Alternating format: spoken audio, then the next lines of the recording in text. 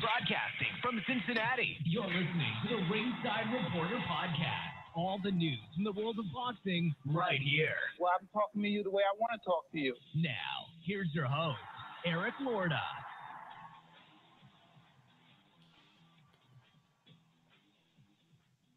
And we are live. Welcome to the Ringside Reporter podcast, where we talk about the latest boxing news. If it's related to boxing, we'll talk about it here.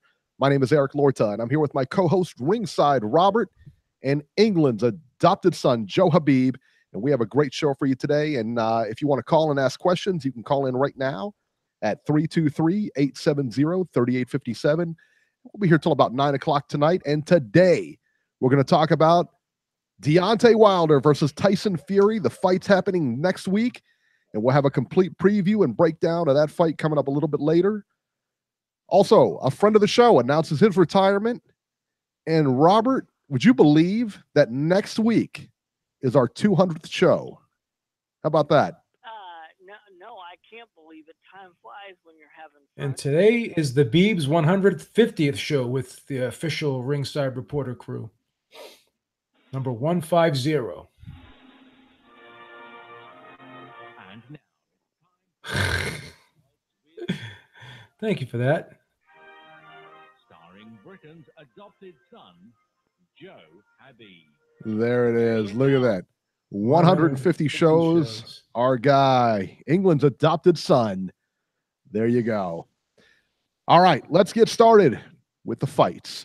HBO, their final. Was this World Championship Boxing, right? This was their, I believe so. and then it was their final broadcast. They're going to have one more boxing in the dark. right, but it's. in September, and Did you say boxing in the dark? then, boxing after dark. It could have been. It could have been. I Could have saw. been boxing in the dark, huh? Yeah, I saw that card. It might as well be boxing in the dark. Yeah. All right, so this was the last one. Was there? I didn't. Guys, clue me in here because I caught the fights, but I don't like to watch. Sometimes I watch the interviews, sometimes I don't. It's not. Nothing's ever. It just depends, And I didn't. I surely didn't watch like the end of it. Their little soliloquies at the end. Did they like sign off at the end of this broadcast or anything like that? Like this is like our last showing or anything? Not that I know of. Or was it just business as usual? I think it was business as usual. They didn't acknowledge anything, which I found shocking. Okay. All right. Yeah, I think it was business as usual. Business as usual. There you go. Yeah. All right. So let's start it off. Dmitriy Bivol versus Jean Pascal for the WBA light heavyweight title. Bivol wins an easy unanimous decision here over Jean Pascal by the scores of 117-111 and 119-109 twice. What can you say, man? This was a completely one-sided fight. I was really surprised that Pascal didn't press the action and try to, or not Pascal, but Bivol didn't press the action and really try to finish this guy. He seemed content to just coast to a decision, honestly. Pascal, didn't do much. I mean, he's a good fighter, but he's more of a gatekeeper now, and he's been on HBO a number of times. They keep bringing him back. They love this guy, and I don't know. Maybe it's the crowd in Canada or whatever they like. I don't know. Beeb, let me ask you a question. While Bivol was boxing here, he had that front leg extended a lot further than I see it usually. Did you notice anything different with this? I mean, this is not, and they asked Roy Jones about it, and he says, oh, yeah, it's real common. I don't think it's that common. I don't think it's really that good of a style. I understand why they use it. I understand why he does it as a line of defense, so you have to get around it and everything like that. Yeah. That's not really the best way to go about things, is it? Or I mean, maybe it works for him, but all that weight is on the front foot, no? It's something that I'm not a fan of. It's something that I've never really seen taught in the gym, but it is a technique because when you put that front foot out there, it's almost a deterrent for your opponent to come in on you. So maybe he knew that Pascal was a kind of in and out, darting in, darting out type fighter. So in order to stop those onrush attacks, put the foot out there and used it more or less to kind of draw that line in the sand to try to dare Pascal to come forward and, let him know that, my foot's out here. You're going to have to come around, get around my stance if you want to come inside my space and get your offense going. So that's what I kind of got from it. But also, it also was an indicator of how this fight was going to be fought. which meant to me that there was no sense of urgency with Bivol because of that stance, because he was thinking more or less defense as opposed to offense in this fight. So he was more concerned about what Pascal was going to do as opposed to what he wanted to do or he needed to do or he should have done. We can sit here and play Monday morning quarterback all day. I gave him 9 of the 12 rounds. Other people probably gave him all 12 of the 12 rounds. I know Harold Letterman did. 12. Yeah, I saw some spots where Pascal actually pressed him and landed some good shots. There were some looping, awkward shots. But at the end of the day, something about Bivol makes me want to second guess my opinion of him a little bit. Definitely the guy's got a lot of athletic ability. He's gifted physically. He's pretty tight defensively as well. But there's something missing, I think, instinctively with this kid. I've seen him hurt guys and not going for the kill. So I question his ability to finish properly or finish the way a world-class fighter should finish when he has somebody hurt. Number 2, doesn't throw a lot of body punches. He seems to headhunt a lot. And he likes to throw, a lot of those straight punches down the pike, but there's no variation to some of these punches. He doesn't ever loop them or come up underneath. There's just, he's a bread and butter, basically vanilla type fighter, meat and potatoes type guy. There's no real standout flashy qualities to him. Now, does he have to have that?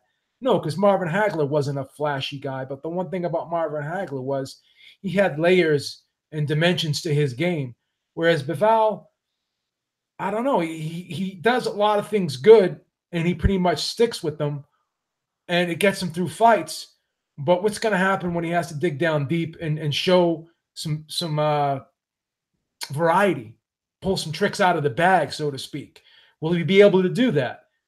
I'm not so sure. I can see guys who are crafty giving this guy, like Aliter Alvarez, I think would be a significant favorite over him. I would pick him all day, 7 days a week, 24 hours a day. I would pick him over Bivol. Beterbiev has shown some defensive liabilities, but would Bivol be able to deal with that pressure? Because when Beterbiev gets in his groove, he takes it right to guys. And when he gets a guy hurt, he jumps all over him. There's no indecisiveness. There's no let me lay back. It's almost as if Bivol doesn't fully believe in himself 100% yet. He's still trying to find his way, trying to adapt to this pro game. And to me, he seems like he still has somewhat of an amateur type mentality. Not that he's an amateur fighter in terms of ability, but his mentality suggests that he likes to fight at a very, very safety first type pace. And that's what we saw last night, because Pascal has only been knocked out by one man in his career, and that's Sergey Kovalev. But we've seen him rocked, we've seen him hurt a lot. And Bivol is a young buck on coming up. He's on the come up, and Pascal's on the way down. So this was the recipe last night for a sensational stoppage. That all the writing was on the wall. That's what everyone expected. And even if it didn't happen, at least when you're winning a fight so one-sidedly, at some point you do step on the gas, because this guy Pascal really couldn't put 2 or 3 shots together, and he's not a one-punch knockout type guy. So he's definitely the type of guy where you can, I'm not going to say take chances with, but he's the type of guy where you can take liberties with. And I didn't see that happen last night. But we'll have to wait and see if Bivol looks back on this performance and decides to switch some things up, because that's something that definitely he could be thinking of and his trainers could be thinking of. So let's see. But I'm not going to dump on the guy, but he clearly won the fight. But he didn't do anything that really stood out last night, in my opinion. And, when you're on HBO Boxing defending your title, that's definitely the stage where you want to try and do something to stand out, especially if you're supposed to be an up-and-coming light heavyweight who wants to take on the best of the world in that division and make a statement. And I don't think a statement was made last night at all. No, I tell you the one thing about Bivol that stood out to me is his ability to box. I mean, his boxing ability. I don't think that he's patient. I mean, you take Better Beeb, you take any of those guys. I think right now, and you got to remember, he's only got what 16 fights now. Yeah, 16 fights. That's why it sounds like I'm being a little hard on him, but once again, when you got that hype behind you and you're being highly touted, then the spotlight is on you. And I'll tell you this. I mean, I like Alvarez a lot. I like Elida Alvarez a lot. If you remember, I think I don't know if I picked him over Kovalev. I can't remember if I did or not. I think you did. I think we all did. I know you and I did. Did you pick him over Kovalev too, Robbie? Yes, I did. Yeah. Yeah, and I mean, like I said, I had him beating Kovalev and everything. So I really like this guy. I'm really high on Alvarez. I don't think he beats. They're having a rematch. Yeah, I don't think he beats Bivol though. I really. I don't think Kovalev beats Bivol. And I'll tell you why. I think that his boxing ability is just better. He's a better boxer than either one of those guys. Yeah, and I don't know about that. I think defensively, they're going to have a lot of issues with him, especially Alvarez. I think Kovalev was outboxing Alvarez at times in that fight. Yeah. I mean, if you watch it, I mean, Alvarez kind of has to come from behind in that fight. But if you think about it, it was like Kovalev was probably up by a point, and Alvarez was turning the tide. But the one thing I loved about Alvarez in that fight with Kovalev is every time he got hit, he would come right back with something. So, that's the thing. Like, the thing with Alvarez is you can get a rhythm going against him and think that you have him on his heels. But when you're stepping out and resetting, he's right up on you. You know what I'm saying? So there's no breathing room with Alvarez. He stays on you. Like you go back out to reset, he's following you out there and he's jumping on you. And that's the thing. Like Bivol likes to fight at a slow pace. I don't think Alvarez will allow him to do that. And also Alvarez is very quick on his feet and he covers a lot of ground in a short period of time. And that's why he's able to get up on you. Like he was able to get really up on Kovalev, and Kovalev could not get his second win. He was not allowed to reload. He was not allowed to reset in that fight. And he was taken out of his comfort zone because he was fighting at a pace that he didn't want to fight at. And I think that Alvarez could do that same thing to Bivol. But, he's a younger guy. Maybe he can switch gears. I don't know. We'll have to see that. But I like Alvarez in that fight. I don't know. Robert, what did you think of Bivol? Well, I thought he did what he was supposed to do, but I would have liked to have seen him do it more aggressively. If I'm advising Pascal, I'm advising him to, find something else to do, because what kind of things can you get at this stage of your career when you're a former champion? You're gonna make a soundbite about that every week. He needs to find something else to do. I know that, Eric. I say that all the time. But here's the thing. Now, I don't know if it was just me or whether the HBO people, because they're no longer going to be doing boxing, they were harping on Bivol possibly going down to 168. Yeah, what was that all about? Being more effective. Could you see him being more No. effective at 175? No, he's effective at 175. No. It's all this weight jumping BS. It's getting too much in the sport. I could go down to 168. Well, if you could go down to 168, why are you at 175? Exactly. That's my question. Yeah. But I think he won a fight he was supposed to win. But most of the people that are in the light heavyweight division, I don't see him being successful against. I don't see him beating Badu Jack. I don't see him beating Alvarez. He wants a fight with Kovalev. I think if Kovalev caught him, I don't think he'd know what to do with it. He might be the weakest champion in the 175 division. You think so? It's possible. Really? Yeah. It's possible. I think he's got the least experience. All the other champions at 175, Eric. Yeah. I think that here, I'm going to bring him up here in a minute. Here, give me a second. But I think that he beats. He might beat Stevenson, but no. I think he beats. I think he has the best shot he has. Murders Stevenson. I think he beats Better Beeb. I think he beats Alvarez. I think style-wise, he matches up very well against Beterbiev because Beterbiev's kind of leaky defensively. Yeah. So I think style-wise, he matches up best against him. I don't think he beats Alvarez. I don't think he beats Alvarez. No, I think he beats Alvarez. I think he does. I think he outboxes him. I don't see it. I don't think. I disagree with that, but it'd be interesting. We got a bet coming, I think, man. Yeah, we got a pie bet on that one. We might have a pie bet coming. I'll take the whole rack of pies and bet it on that one. No, I'm with Beeb on this one. I think Alvarez might prove to be, him and Bobby Jack might prove to be the two best heavyweights in the division if they're given the proper chances to win titles. Hey, did you guys hear Harold Letterman last night? Sounded like he was eating something when he was talking. Did you hear him? What's going on with that? Did he have like a smoke or something? They went to him or something, and he made like sounded like he was eating a sub, and he took a bite out of it, and he like had to like kind of chop it down. That Jim. Yeah, I mean, he sounded like he had a mouthful of something, man. I was like, "What?" I'm gonna bring that up because I was embarrassed, because I was like, "Man, do you hear him?" And Lisa asked me, she was like, "Did he have a stroke or something?" Yeah. It's not like he just was eating something and they went to him and he wasn't expecting them to go to him at that particular time. Yeah, it's crazy. Like he had a sub or something. Yeah. Let's talk about the other undercard here. I'm gonna try to butcher this guy's name here. Murajan Akhmadaliev versus Isaac Zarate. They're junior featherweights. Akhmadaliev scored a 9th round TKO over Zarate. Another one-sided fight. I didn't think this fight was all that great. The guy looked good. Akhmadaliev looked good, but did Max Kellerman? And I didn't hear this again because I was, I think I had the sound muted on this one because I was watching the other pay-per-view going on. Did Max Kellerman say he reminded him of Roberto Duran? Yeah.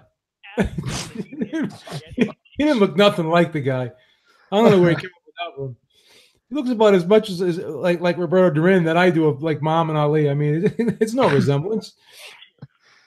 See, Eric, this is why we're going to be glad when Max Kellerman. Robbie, that's what you need to give one of your classic. He needs to find something else to do. Yeah, right. To Max Kellerman, right? Oh God. Oh my goodness, man. What was that all about? Imagine Robbie at a restaurant, like, and the waitress spills water on the table. Honey, you need to find something else to do. He's just so tough. He's so tough on people. Notorious VC called him Retirement Robbie. Well, look, people in the chat, what else am I supposed to say when somebody looks like they don't belong in there anymore? He needs to find something else to do. I love it. I love it. Yeah. I'll be glad to sugarcoat things in the future if you want me to. But if somebody sugarcoat things, stick a fucking fork in them. Oh, don't sugarcoat it, baby. Don't sugarcoat it. Stick with the sweet and low. We might have some snowflakes in the chat. Maybe they can't deal with it, Robert. I don't know. And I don't see Beeb or Eric disagreeing with me when No. Guys need to leave. No. Not at all. Robert throwing the gauntlet down, boy. He's not playing tonight. Smash. All right, let's talk about first of all, the HBO. This was not HBO's last card. HBO has another card. Did you see the other card? They got like 2 chick fights on there and Chocolatito. But didn't Chocolatito get hurt or something? He's got knee surgery or something. I think he's not going to fight that fight. Is that right? Yeah, I think he's getting knee surgery, if I'm not mistaken. Oh, they answer. Yeah, somebody saying Jason saying Chocolatito pulled out. Yeah. I'm also hearing that Chavez Jr. may have pulled out of his fight. They say it's in jeopardy. He hasn't got the right medical papers or something like that. I read. Oh God. But you never know with these PBC fights who's going to fight and who's not. Well, that's because they don't have a promoter. Any good ones anyway. All right. On DAZN this weekend, Denis Lebedev versus Mike Wilson.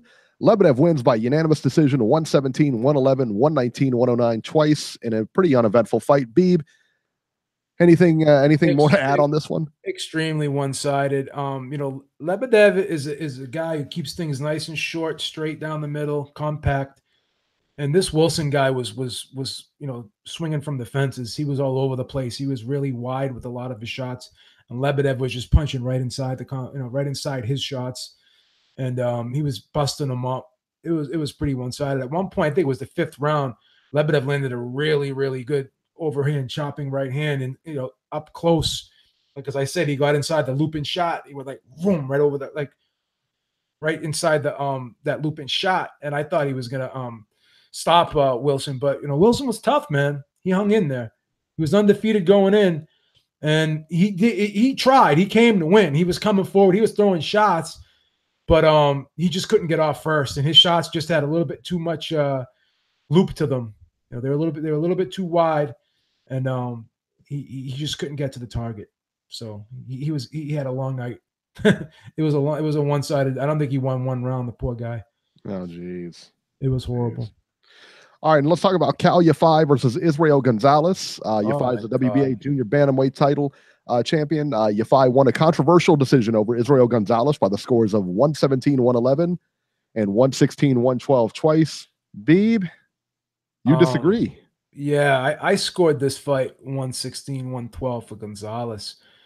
Gonzalez got off to a blistering start, and going in, these commentators, Joe Gallagher, and I forget who the other guy was, UK announcers. Joe Gallagher obviously is a trainer, trains a lot of the Smith brothers, the UK fighters. And these guys were doing everything they could to try to give Cal Yafai the benefit of the doubt. And even they, as biased as they were, scored the fight for Gonzalez. Gonzalez was coming in. He was bobbing and weaving, giving a lot of upper body movement. He was very elusive. Cal Yafai could not get his jab going. He could not deal with the elusiveness of Gonzalez coming forward, because Gonzalez was coming forward. He was bobbing, and he'd move to one side, punch, then bob the other way. And even when he was punching, his head was never in center line. His head was always off center. He'd get down low. He was jabbing in, and he was doing really well to the body. So he would give you that touch up top, then give you that beat, go down, and as he was down, boom, boom, come back up, boom. You know what I mean? So it was just a tough, crafty style that Yafai had to deal with, and he was not able to pin him down. And another thing too is Gonzalez would come up and he would stay there for a second and sell that body shot to Yafai, and then he'd come up over the top and just shoot the right hand over the top, because he would freeze Yafai a lot. Like there was times when Yafai would kind of wing wide at him, because he was trying to anticipate where his head was going to be. So he was like swatting at him basically, and he was throwing really wide shots, particularly with that left hook. He was open up real wide, and Gonzalez was just really he was like a surgeon in there. He was picking Yafai apart. The shots weren't incredibly hard, but they were adding up, and you could see Yafai's eye was getting a little swelled up, and I know he was definitely feeling those body shots, but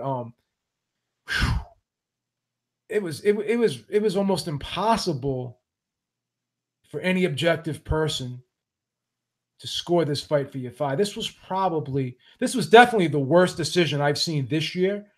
Arguably one of the worst decisions I've ever seen in my life. It's definitely in the top 5. That's how bad the scoring was in this fight, in my opinion. I thought this was a horrible injustice. I thought it was disgusting. And, Gonzalez fought a beautiful fight. He fought a beautiful fight. He was putting shots together beautifully. He was really moving his head well. He was keeping the fight at a fast pace, and he was throwing a lot of punches, and he was just outworking Yafai. And he may not have, rocked Yafai. He may not have staggered him, but he was definitely piling up the points in this fight, and he should have been rewarded for his activity, particularly the body work.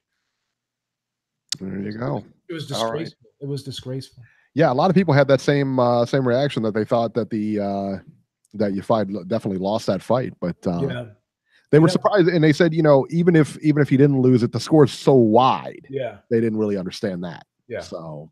Yeah. Was this in the UK, Eric? Where was this? Yeah, I believe it was. No, this was in Morocco. Monaco. That's right. Monaco. Oh, okay. Yeah. Okay. Because I was wondering if it was a hometown. Monaco. I mean, it was in Monaco, not Morocco. Yeah, Monaco. I apologize. Is hard, Yeah. All right, across the pond in New Zealand, Lucas Brown versus Junior Pati.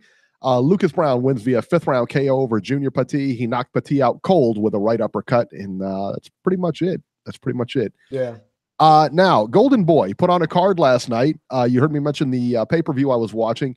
Golden Boy put on a card, and it was Chuck Liddell versus Tito Ortiz. They put their foot in MMA here.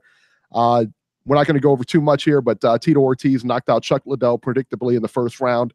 Liddell looked like he was having hip trouble prior to the fight. You could watch him walk at the weigh-ins and tell there was an issue. Why a doctor didn't step in is beyond me. And that brings us to Beeb. It's time. Chugga, chugga, chugga, chugga, choo, choo.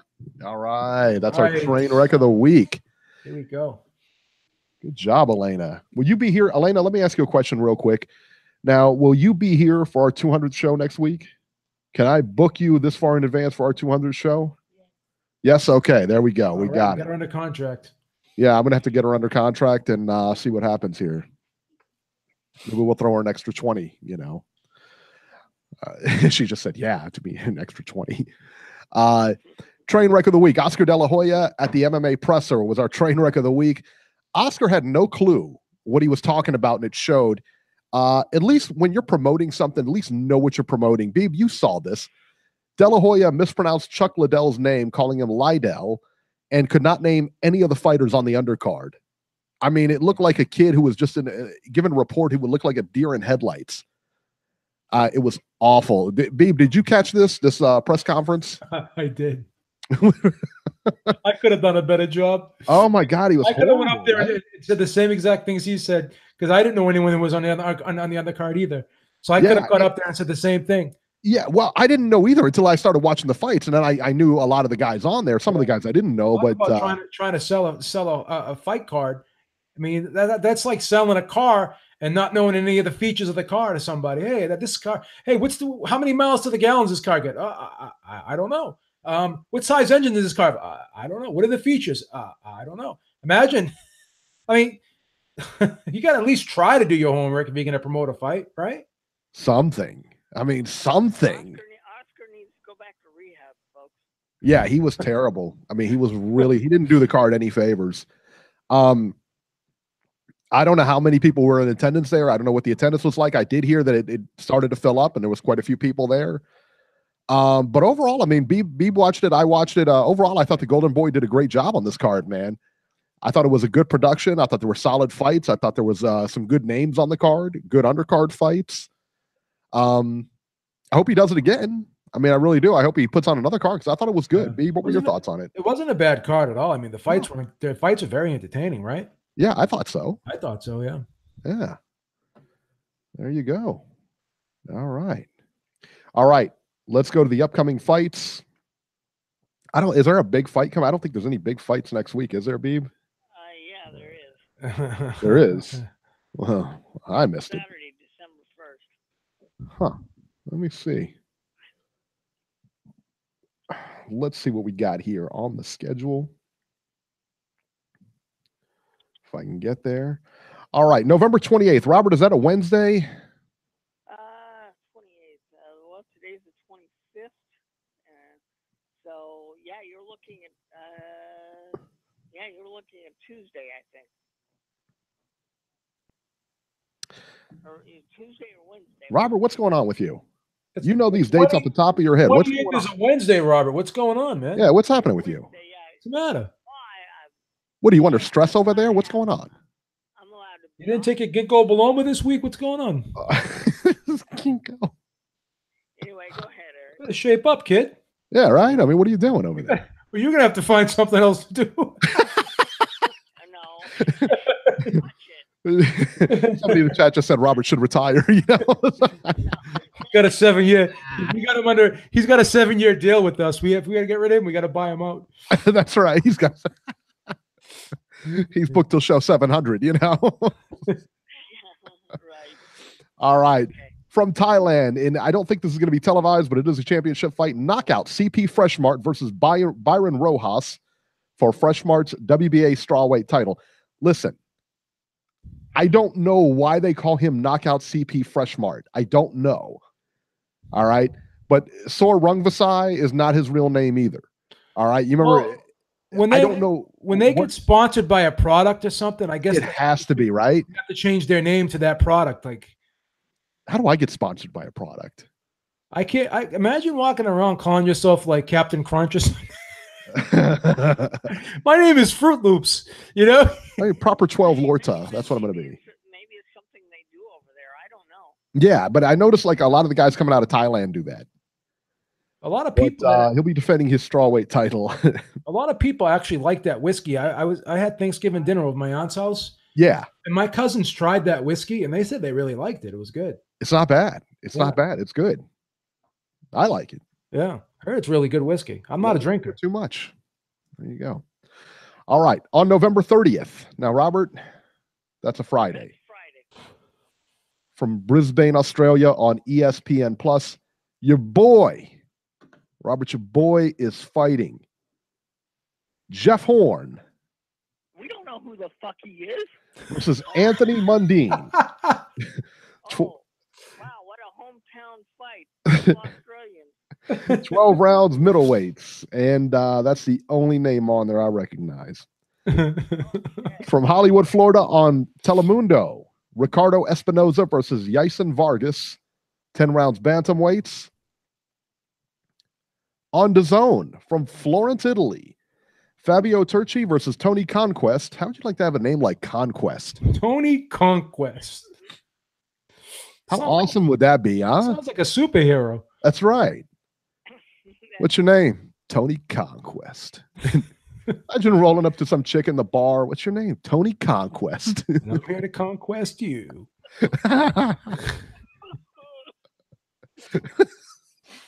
Jesus Christ. He's dying over there. Those are cruiserweights.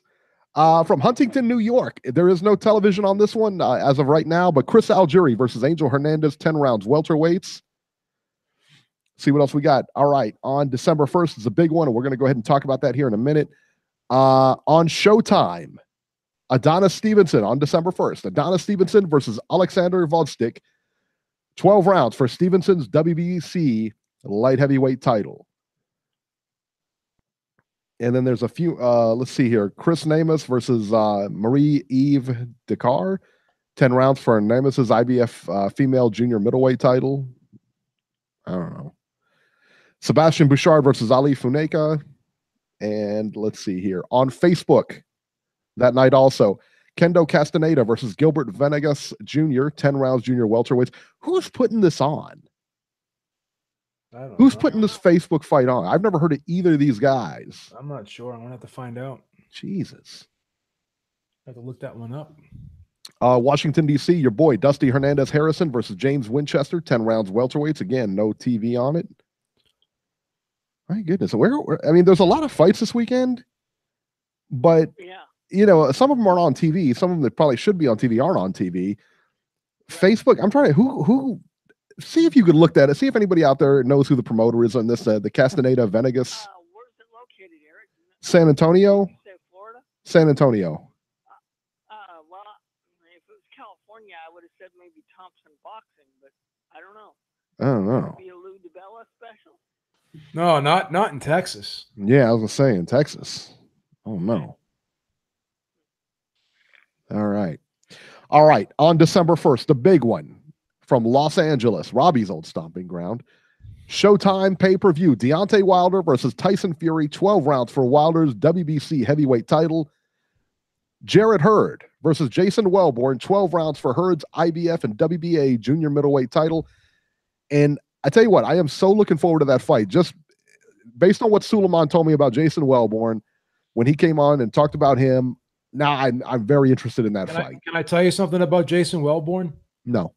Yeah, go ahead. I'm sorry. He's a plus 3,100. I mean, I could see if he was a plus 300 or 400, but he's a plus 3,100. Now, give us an idea here. 3,100. We got to bet $3,100 to win 100. Correct. Yeah. Or no. No, you bet 100. We bet 100. We get 3,100 back if you win. 3,100 back. Correct. Right. Sorry about that. Yeah. Yeah. So insane. So 31 to 1 underdog. It's insane. That's insane. I don't know. I don't know what Suleiman saw, but I don't know. The odds makers did not obviously did not see what Suleiman saw. Yeah, that's for sure. Plus 3,100. But I want to see if the guy, how much fight he's got, because Hurd has definitely sold me. I'm definitely. I think Hurd's going to stop him, Eric. Yeah, I think that's probably a good bet. No offense, Suleiman, but I think. This is a guy that picked Lamont Peterson to beat Errol Spence. No offense. Yeah, he doesn't like Errol Spence, does he? Yeah. He's not a big Errol Spence guy. Also on the undercard, Louis King Kong Ortiz versus Travis Kaufman, 10 rounds heavyweights. It'll be interesting to see what Ortiz has. He's 55 years old, and we'll see what he has. Yeah. I don't know how old he is, but he's probably lying about his age anyway. 38, 39, somewhere around. Yeah, right. I tell you what, if he's 39, Joe Joyce versus Joe Hanks. Cubans, Eric, they lie about their age. Whoa, buddy. Joe Joyce versus Joe Hanks, 10 rounds heavyweights. And Julio Cesar Chavez versus Alfredo Angulo, 10 rounds super middleweights. Now, there's been a lot of talk that Chavez Jr. This fight's been canceled. The fight is not officially canceled. I have not seen anywhere where the fight is officially canceled. Sure it does get canceled, though. It may get canceled. It may get canceled, but until it's official, we don't really announce it. So, exactly. It is what it is. But I tell Jason all the time, when these PBC fights get announced, you right. never know. You never know. Never know what these rumors. They're just rumors until they're signed. Exactly. Chris Arreola versus Lorenzo Smith on the undercard, 10 rounds heavyweights. The Ghost, Robert Guerrero, returns versus Adam Mate, 10 rounds welterweights. Why bother? Anthony Yard on the undercard. How about that? Versus the dreaded TBA. This is an awesome card, man. I hope they show all of it. This is why I like the Zone. They show you every fight in the package. You know what I mean? Exactly. From start to finish. Start to finish. So I think there's only 4 cards on the pay-per-view portion, 4 fights on the pay-per-view portion of the card. Yeah, but there should be. I thought there was going to be a like an undercard. You know how they have the Show Extreme cards? Yeah, they show the Show Extreme. And I know Showtime was supposed to show the Angulo Chavez fight. Yeah. But I don't know what they're going to do beyond that. I don't know. And, especially if he doesn't fight, who knows? Yeah. Who knows? Something about, again, his medical records. I guess he had to do something with his medical records that he just didn't get done. It came out this week that he's been in Chavez Jr. I'm speaking of, has been in rehab for the last couple of months, or he went to rehab for 2 months or something like that. I didn't know he's in rehab. Yeah. So I don't know, man. It ain't looking, he's a mess, son. All right. All right, so let's talk about it, man. Deontay Wilder versus Tyson Fury. This is a big fight. This is one of the biggest fights. I think this is the biggest fight since what? Klitschko Joshua? This is the biggest heavyweight fight we've seen in the last 5 years. Bigger than Klitschko Joshua? No. Slightly. Well, close. I think it's close. I think they're 1A and 1B. Yeah, very close. This is a big deal, man. Huge big deal. So let's break this down here, man. Let's break it down here. So I'm going to give you guys some topics here. You can tell me who's got the edge. I'm going to go, I'll tell you the topic. I'll go first, and then I'll pass it to Beeb, and then we'll go to Robert. Let's break it down. Power. Who has the edge here? I think this one's pretty obvious for me anyway. Wilder's knocked out everyone that he's faced. He's only went the distance once. Tyson Fury's got power, but not really known for that, man. I think the edge here has to go to Wilder. Beeb, what say you? Wilder. Pretty easy one. Robert? Wilder. All right. Speed. I think the speed and athleticism are two different things. I think Wilder's more athletic, but I think Fury is faster. I think his hand speed is going to be faster because of his technique. I think his foot speed is going to be faster, again, because of his technique. I think the edge here in speed will go to Fury. Beeb? Yeah, I'm going to say Fury definitely has quicker hands, and he's definitely more fluid with his combinations. Yeah. What about you, Robert? I didn't hear what Beeb said, so but I would have to go with Fury as far as speed goes. All right, we all agree on this. So far, edge goes to Wilder for power. Speed for Fury. Now the chin. Wilder was hurt by Ortiz, who is a big puncher. That being said, I haven't seen him hurt too often. Now, there's a ton of videos out there going around that show Wilder getting knocked down in sparring session. I know the one with David Haye comes to mind. But honestly, man, I don't put much stock into it. I really don't, man. I know Charlie Z got a vicious body shot on Wilder, too. You saw that, Beeb? Yeah. Yeah. Tyson Fury has been down before, but has never been KO'd or in any. I don't think he's been in any real serious trouble, like on the edge of getting stopped. But he's never been really hurt. Yeah, but I still give the edge here for the chin to Wilder. I think I have to. Beeb, what say you? I'm going to give it to Fury because I think Fury has been hit and he rolls the shots better. Like Wilder kind of goes into these shots. He'll walk into shots, whereas Fury doesn't catch these shots flush. So I think that he knows how to handle the shots a little better because of his movement and because of the way he rolls the shots. And I think guys have to punch up to get to him more so. They still have to punch up somewhat to Wilder, but Wilder kind of gets low and he leans into shots so guys can hit him a little easier. So I just think Fury is because of the way he fights, he's more set up to take shots better than Wilder is. So I'm going to go with Fury. All right. Robert? I got to go with Wilder on this one. Up until the Ortiz fight, we never really seen him hurt. But I love the way he handled that. You know, he didn't panic. He didn't lose his focus. He managed a way to figure out a way to fight his way out of trouble and eventually come back and get the knockout.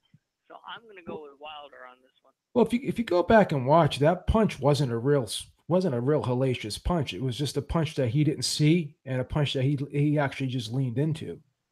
So that's the problem with Wilder. And there's a lot of tape of Wilder getting knocked out and getting hurt. And he's been knocked down a few times against really lesser opposition early in his career. Well, even in the amateurs, I think we saw the one, Russian video came out.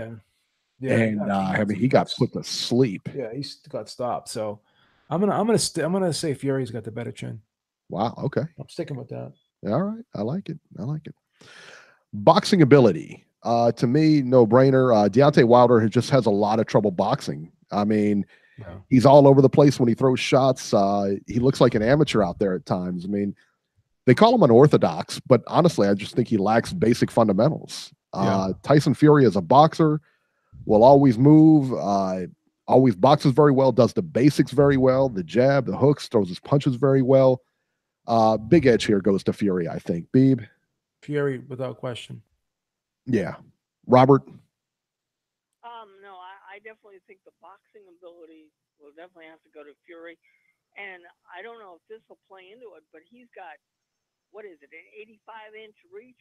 I think he's got a 7 or 8 inch reach advantage over Wilder. I think he's got a 3-inch reach advantage, if I'm not mistaken. Okay. But anyway, Tyson has one of the longest reaches in boxing.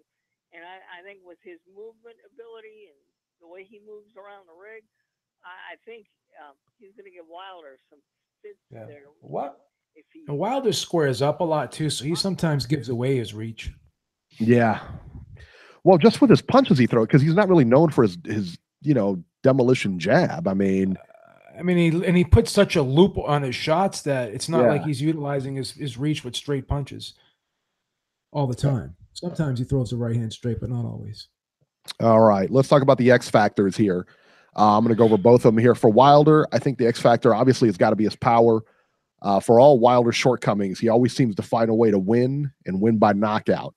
He always seems to catch his opponents with his power. And for Fury, to me, it's his boxing ability. Fury moves and boxes better than anyone Wilder's ever seen, and that includes Ortiz. The big question here is, will he be able to catch Fury with one shot? Because he won't be able to outbox him. Will he be able to land one shot? And to me, that's kind of his way to win. Beeb, what are your thoughts on the X factors? And do you have any different ones? The X factor is Wilder's punching power, and the X factor for Fury is his movement. Yeah, It's his movement and his boxing ability. What about you, Robert? Any X factors? I think the X factor for Fury, the only way I can really see him winning this fight is he's going to have to stay on his bicycle all night, because if you become flat-footed and you stay stationary, you're going to give Wilder a shot to beat you with his power. I think Fury could win this fight if he makes it boring and turns it into a snooze fest and is on his bicycle all night.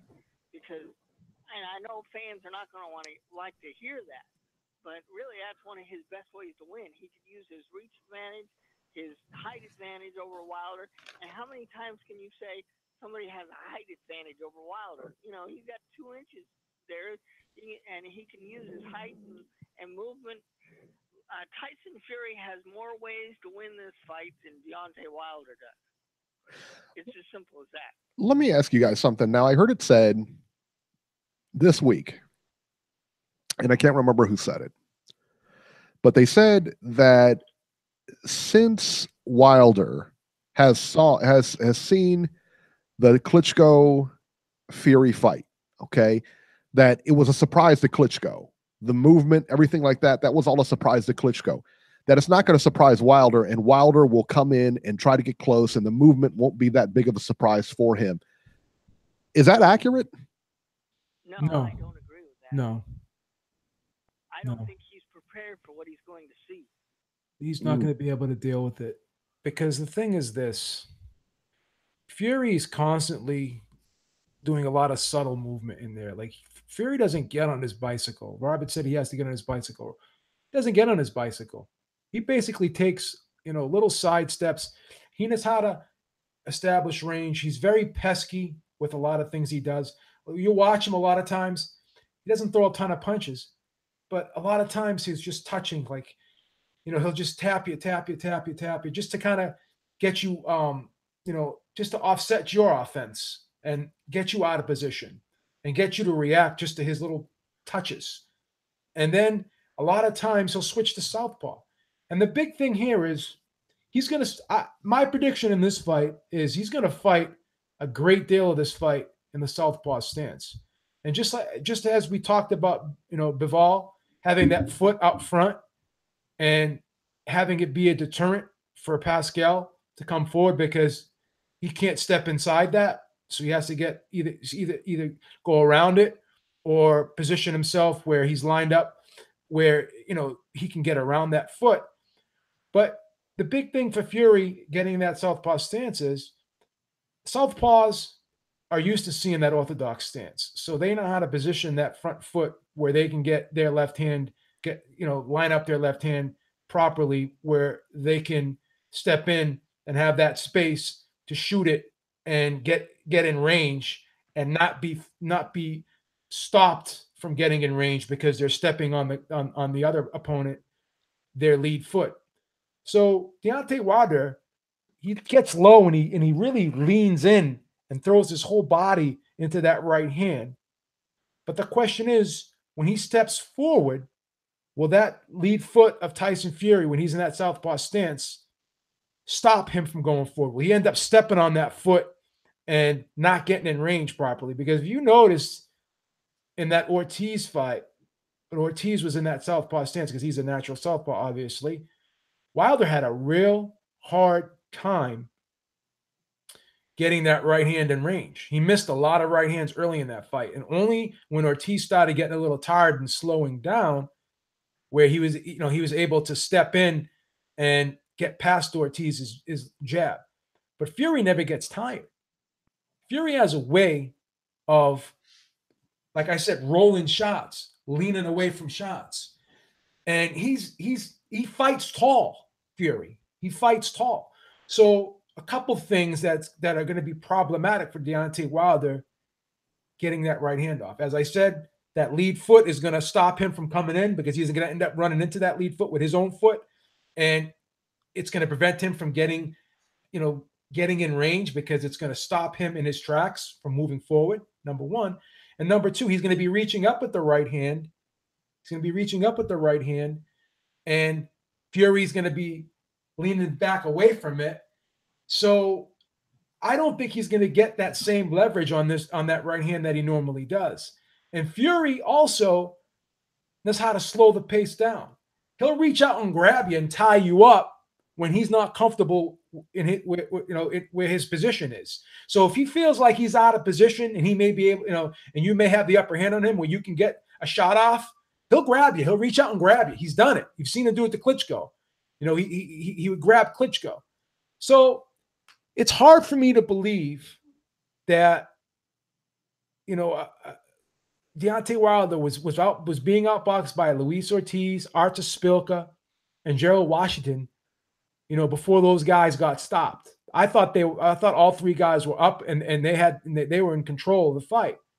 And I even thought Duapis and Eric Molina in spots in their fights with Deontay Wilder, they had moments too against Deontay Wilder where they were winning rounds too, and they were touching him and they were making Deontay Wilder miss a lot.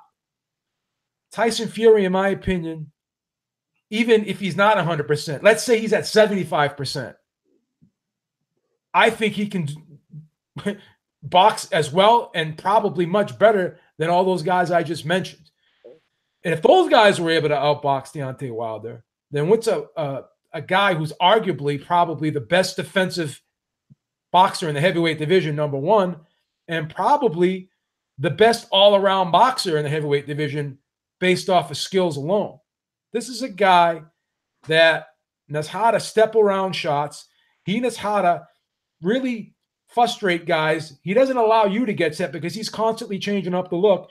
He'll punch, and after he punches, he's constantly moving off to the side. He's constantly moving his head. Even when he's throwing punches, he's got that herky-jerky style. This is a guy that is really hard to get a rhythm on and get a read on. And all the while, when you're trying to figure him out, he's touching you. It may not be the hardest punch in the world, but he is touching you. He's scoring points while you're not. So at the end of the day, he's going to frustrate the shit out of Deontay Wilder, in my opinion. He's going to outbox Deontay Wilder. He's going to get a lot of rounds in the bank. And once he feels comfortable that he has a lot of those rounds in the bank, he's going to coast. He's just going to coast. He's going to get 6 or 7 rounds in the bank, and then he's just going to tie up Deontay Wilder. He's going to slow the pace of this fight down to a snail's crawl, like he did Klitschko. And Klitschko was another guy who had that hammer of a right hand, but he couldn't land it, could he? He couldn't land it because in every round, what did Tyson Fury did? He switched to southpaw and he took the range of that right hand away and put Klitschko in a position where he was forced to have to reach with it, and he wasn't able to establish his range with that right hand either. So, if Tyson Fury is at 75% of what he showed that night, I still think, with all due respect, that's enough to beat Deontay Wilder. That's enough to beat Deontay Wilder because these other guys who I think aren't as good as Tyson Fury in the boxing skills department, if they were able to do it, then I'm pretty confident that Tyson Fury will be able to do it too. So that's why I think Tyson Fury is going to be the guy that's going to be the first man to beat Deontay Wilder. It's like you have two armies going to war. Yeah. So you're taking Tyson Fury to win, correct? Correct. All right. Jason in the chat just said that he said he hopes that Wilder goes to Fury's body. And he's never been a body puncher. He's never been a body puncher, and he's 40 plus fights in. I'm gonna give you. I mean, listen, his trainer can't even get him to throw a proper jab. I'm gonna give you. Think he's just gonna revamp him now? Well, I think Deontay Wilder has improved on his jab a little bit, and he's improved on his offense a little bit.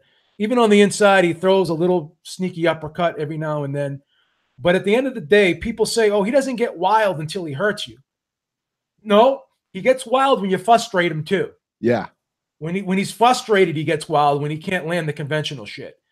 But I'm going to make one quick point here. I know I'm long-winded today because I'm really into this fight. Yeah. But like I said, getting back to the two armies, you got two countries going to war.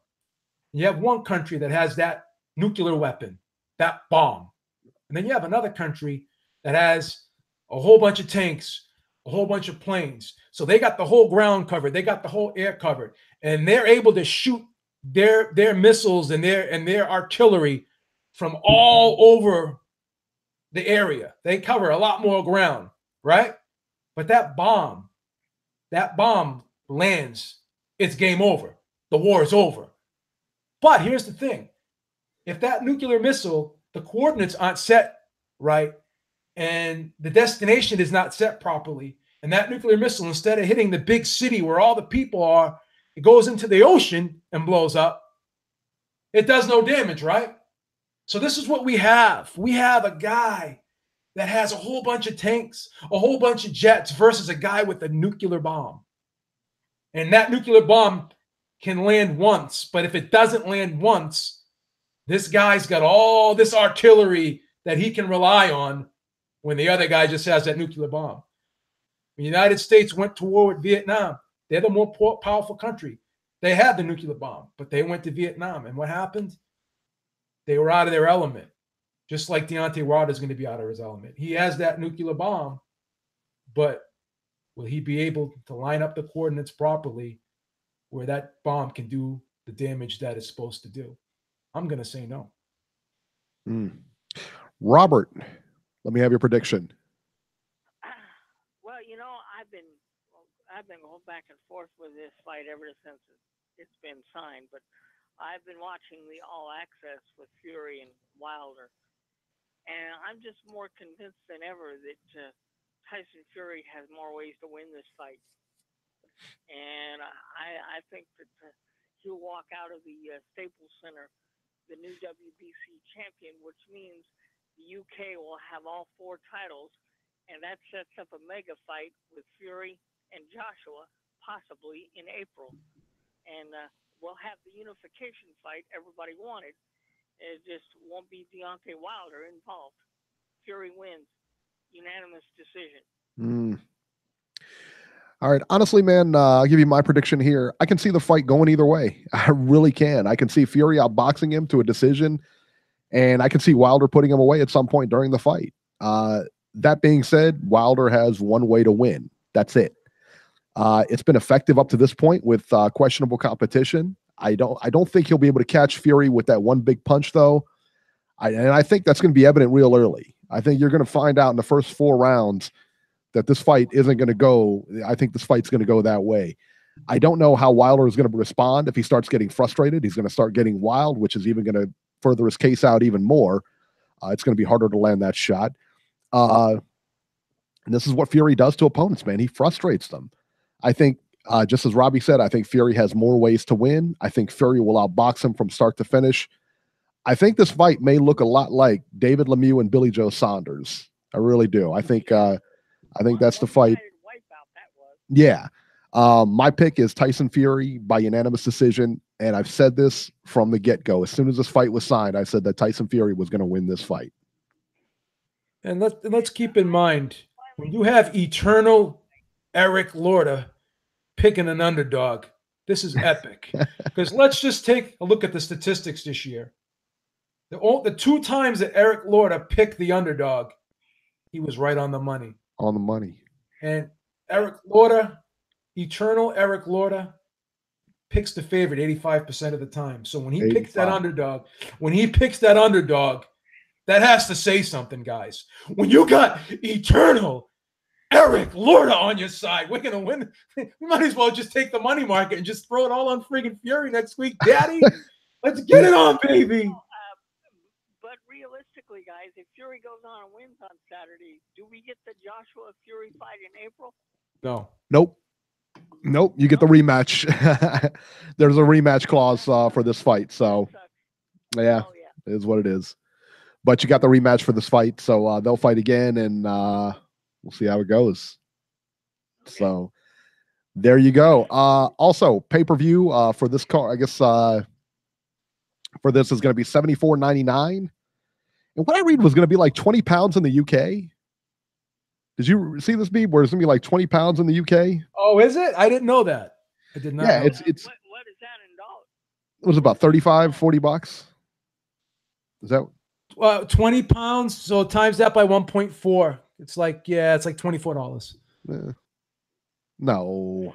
Is it? Yeah, they're our dollar's worth $1.4 over there. Okay. That's the conversion rate. Yeah. So it's like it would be like $24 over here. There you go. All right. Jason is waiting very patiently online here. Let's go ahead and bring him on. The zone. Zone. $28, I should say, not 24. He's a fucking mental case, is what he is. I mean, you were talking some sense today. I'm glad you thought that fucking Bivol guy's average just like I do.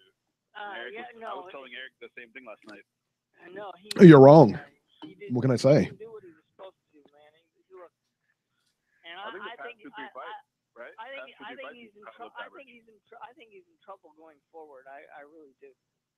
That's why that 168 article came out mysteriously today. Bivol said, "I'm ready to go down and get a big fight." That's not bad. Well, no, they talked about that last night on the broadcast. You talking about Canelo and Callum Smith? Where he's going to get more money for those two fights than he would fight anybody in his own division. Yeah, but listen, did you guys watch the 2-a-days HBO put out about Bivol? No, I don't watch that stuff. I did not. Like, so they followed him around the Chilemba fight, right? I think it was the Chilemba fight, and the Kovalev versus the Alvarez card, right? Yeah. So they had a meeting with him, and fucking Kellerman and Lampley are all sitting around the table, fucking slobbering all over him. They're like, Max is like, "I think he's the best at 175. What do you think, Jim?" He's like, "Oh, I definitely think he's the best at 175. He's the top of the division if he wins tonight." He was like, "Thank you, guys, thank you." They're both surprised. He's like, "These guys are calling me the best at 175." And then after fucking Alvarez beats the shit out of Kovalev that night, the video ends with HBO subtitles added, "Bivol stands atop division." And they fucking wrote that shit as if he's the one who knocked out fucking Kovalev. These guys are so fucking biased. They don't even mention that Alvarez is the one who knocked him out. The show ends with Bivol stands atop the division. I mean, what the fuck is that? That's well, I'm glad HBO's leaving. No. How does he stand atop the division after beating Chilemba on fucking Alvarez undercard, Alvarez Kovalev? I mean, does that make any sense to anybody? No, absolutely not. Because they like him. He's one of their favorites. That's why. This is the HBO playbook. They have always used it. Can't stand them. No. Can't stand them. They're fucking dying and leaving out the game, and they still don't fucking learn. You know, like these fucking assholes have no integrity. Doesn't matter. They're going to be gone. Not going to have to listen to them anymore. Yeah, they're going to be gone soon. So, what do you think of Wilder? What do you think of Wilder Fury? But do you guys think Alvarez is number one? Everybody? Yes. No. He's my number one. No, I think Bivol's number one in that Eric division. likes Bivol, though. Yeah. How is he? Who did he beat? Who did he beat? Eric I likes just him. told you. I'm not going to go over it with you. We just Eric likes him. It's his opinion. I know. Let him have his opinion. See, Eric and I disagree. We don't have to argue about it. I just give him, it's his opinion. Right. Yeah, we're not arguing. I'm just asking, who has he beaten that's elite to be number one? Who has any of the other guys beaten that's elite? You can't say Sergey Kovalev. Don't tell me Sergey Kovalev, because Sergey Kovalev was a washed fighter after that loss. He came back and got the belt, remember? He came back and got the belt. Against who? Thank you. But who did Bivol beat? Who did he beat, though? You saw him fight. You said he fought Chilemba. You fought last night.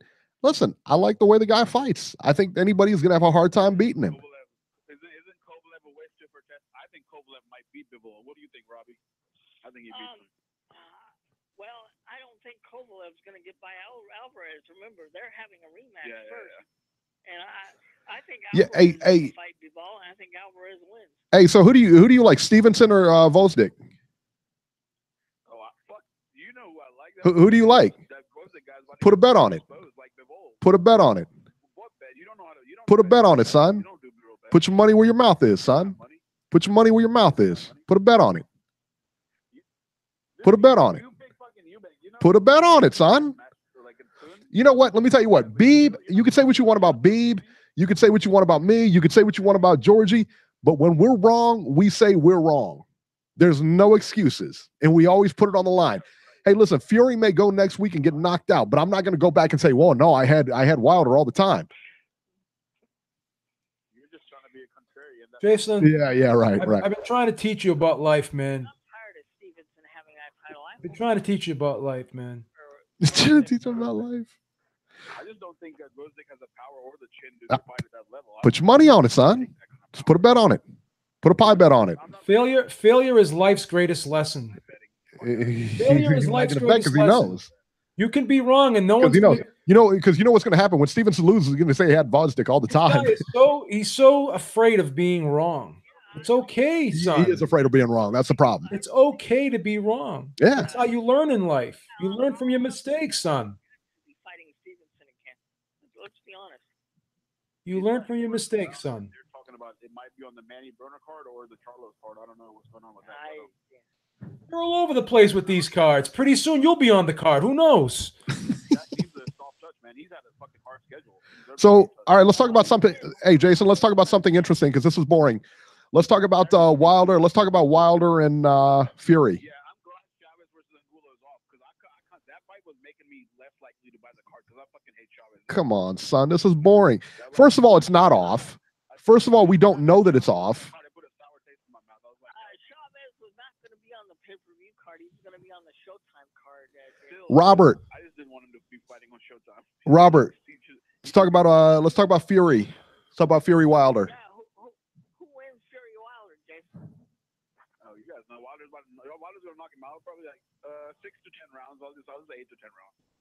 8 to 10 rounds or 6 to 10? Probably, yeah, I'll stick to 8. I'd rather be okay. All right, 8 to 10 rounds. Jason says 8 to 10 rounds. Are you going to actually buy it or are you going to stream it? Yeah, are you going to buy it or what? Are you going to buy it or are you going to stream it? Because you haven't bought a pay-per-view since 1983. That's right. Yeah, what about that? Yeah, are you going to buy it or are you going to stream it? Because you usually stream fights. You never buy them. Right. Are you going to buy it or what? Last pay-per-view I bought was Canelo versus GGG1. Or like Mayweather McGregor probably. So you haven't bought a pay-per-view in almost 2 years. I might go to the bar for fucking Mikey versus Spence, but I'm buying Wilder Fury. I'm probably gonna buy Manny versus Broner also. Mikey Spence, I'm still kind of far away, so I'm not sure yet. It's March. Manny Broner's not going to be pay-per-view. Yeah, it is. It's pay-per-view. Showtime pay-per-view. Yeah, Showtime pay-per-view. Shit, if Crawford versus Postol was going to be pay-per-view, why isn't this going to be pay-per-view? Okay. I mean, dude. In UK, Eddie Hearn puts on pay-per-views like Kell Brook versus Jojo Dan and Frankie Gavin. Yeah, but they're a lot cheaper than the ones over here. Krista Green is asking for the odds of the Fury Wilder fight. Fury's hang on, Jason. What are the odds on that fight? Fury is a plus 155, and Wilder is a minus 175. Would it shock you if that went to even money by fight time? No, it would not. Because after people watch this episode, because imagine what happened last episode when I was questioning, not last episode, but the episode before when I was questioning whether these fights were going to be signed. I was daring them to get these fights signed. As soon as they heard this episode, they listened to the Beeb putting the pressure on them. All those fights were signed the next week. I agree. Because they come and listen to this show. This is why you got to put the pressure on. You got to hold their feet to the fire. Mm-hmm. Well, then they got to lower the price of the United States. Please, Robbie. Ridiculous. Yeah, that's not happening. No, that's a horrible move, though. 3 pay-per-views right around the holidays. Plaza already lined up when he was talking shit to Spence. What do you think about that? That's some weird ass shit, isn't it? Yeah, that's another one we'll get to in the news. But yeah, that's a horrible fight. That's a horrible fight. That's horrible. Let me ask Beeb though. Beeb, isn't it weird? He's over there confronting Spence like he wants to fight next. And they already got Collazo lined up. What do you think about that? Well, but didn't Spence say he wasn't going to fight him next? Let me ask you this. He's fighting Mikey. After Mikey, silly. Like he wants him next, but he knows it's not fucking possible. He's doing it Spence reeled off his 4 next opponents, and Crawford wasn't one of them. There you go. But remember when Aram said Remember when Aram said, you know, we can mix and match. Like we can give you one of our fighters and you can give us one of their fighters. Like Aram said, he goes, we'll give you one of our fighters that we'll put them on Fox, and then you can give us one of your fighters, we'll put them on ESPN. So what I'm thinking is maybe Heyman's saying, okay, yeah, we'll give you Collazo. Let him talk. You can put him on he's ESPN. The question. You asked him a question, he's answering. You can put him. They're probably saying, you know, Heyman's probably saying, okay, we'll give you Collazo. Well, you can put him on ESPN. So now, when you want to fight Spence, you got to come to Showtime. So you remember when Aram said that? You know, we'll give you one of our guys to fight on your network, and then you give us one of your guys to fight on our network. Like we'll trade. Fair deal, Beeb. That's not a fair. It'll have to be a split channel pay per view like Manny versus Floyd, right? That's what has to happen, right? They have to make a deal. I don't know about that because that's not going to be a. That's not going to be. The only reason why that was a split pay per view because of the money that was involved. You know that. They didn't even let Ramirez go to WBSS. They didn't even let Ramirez go to the fucking World Boxing Series. Why would they let Crawford go? That's their biggest star. Think about it. But Heyman could turn around and say, okay, we gave you Collazo to fight on ESPN. Now give us one of your fighters. Give us Crawford to fight on Fox or something. They gave him John Molina and Felix Diaz. Heyman gives him Aram always cherry picks PBC bumps for Crawford all the time. They don't want the best fighters. They don't want Porter. They don't want Thurman to fight Crawford. They want the bum. They're like they always do. Who do you think fucking Zurdo Ramirez has fought his whole career? Fucking bums. Is that Heyman's fault too? That's just the Heyman. That's just a Bob Arum blueprint. Keep feeding them bums. Give them one or two top contenders. That is a fucking small name like Ndongo and Benavidez. Crawford. Top 10. Then blame Heyman and call him the cancer. And then everybody in the media will repeat those fucking talking points. That's what he does. Crawford's going to have problems, man, if he doesn't cross the street because he's got no one. I agree. He's got no one. Yeah. He's got no one over there to fight. That's why he's blaming Heyman, so he's trying to deflect. Well, he can blame Heyman all he wants, but they're at Heyman's mercy right now because Heyman's got all the welterweights. Yep. Heyman's got the leverage when it comes to the welterweights. Criticism when he fought Gamboa. I just don't remember it. I don't see why Spence is getting bashed when Mikey's been calling out Spence for a fucking year. Mikey said, I'm the one who went to Heyman and said, I want this fight next. Oh, yeah, I'm not yelling. I mean, you can't blame Spence for anything that's going on. You got to look at guys like Porter and you got to look at guys like Thurman and Danny Garcia. I mean, you got to look at those guys. Those are the guys that don't want to deal with Spence. He had a tough fight with Crawford, didn't he? Gamboa had a good fight. He knocked him out in 5 rounds. No, not 5 rounds, dude. That wasn't 5 rounds. Like maybe 8, maybe. I don't know. 8 rounds. I think it was. The point is he knocked him out. 8 or 9. Yeah. Point is he knocked him out. Yeah, but that was a good fight. That was a really good fight. That was probably the most noteworthy fight of Crawford's career, isn't it? That was the fight he was known for the most before Postol, wasn't it? Yeah, maybe. Do we agree with that? Yeah, why are we talking about Spence Crawford right now? I don't understand. I gotta be honest, man. This is a boring call. I gotta be honest, man. You're off point today. Loma got so much credit for beating Rigo. Why is you're off point today, son. For fighting a 4-division champ? Son, we gotta get going. And beat Broner and Lipinets. We gotta get going, son. That's not the same thing. He's a huge guy. He's a big guy. All right, Jason. I don't see why Spence is getting trashed, dude. Spence isn't getting trashed. Who's trashing Spence? Who's trashing Spence? I see a lot of people saying, "Oh, Spence is cherry." Who's a lot of people? You're on Ringside Reporter podcast. This ain't a lot of people. This is the people. You're dealing with the people, not a lot of people. Mikey asked for this fight, so he got it. What do you think, Beeb? About what? About what? This fight with Mikey and Spence? At first, I didn't like it, but now I'm starting to get interested in it. I said that last week. I'm interested in it because I want to see if Mikey does really see something there. Yeah, I want to see it. Aren't Lipinets and Broner some like pretty big sized guys? They aren't some fucking small dudes. Those guys walk around. Broner's short and stocky though. He's yeah, but he's got really long arms. All right, Jason, we're gonna get running here. We'll catch you next week. Terrible call, man. That was not good. Boring. We got a hot topic on hand with Wilder and Fury, and he wants to talk about Spence Crawford. Not even made yet. People bashing Spence somehow. Nobody's bashing Spence. I haven't heard one person bash Spence. The kid's got ADD. He can't stay on topic. He can't. No, I'm not. That was bad. I'm not bashing Spence. If I'm going to bash anybody, I'm going to bash Mikey Garcia. He's going to get killed in there. He really is. Well, maybe not. Tim Bradley, incidentally, Tim Bradley said that he sees something. He sees the same thing that Mikey Garcia sees in Errol Spence, and he thinks he could take advantage of it. Tim Bradley says that he could do it. I don't know. No, Tim Bradley didn't say he could do it. He said that he says Mikey sees the same thing I see. Okay. But he didn't elaborate on what it was because he said he didn't want to give his game plan away. Yeah, I heard him say that too. That was a good interview. Incidentally, in the chat, Joel Lopez says he's bashing Spence. So there you go. He comes out. Where does he come out? I don't understand where he comes up with this stuff. He comes up and says, people are bashing Spence. Great. None of us are bashing Spence.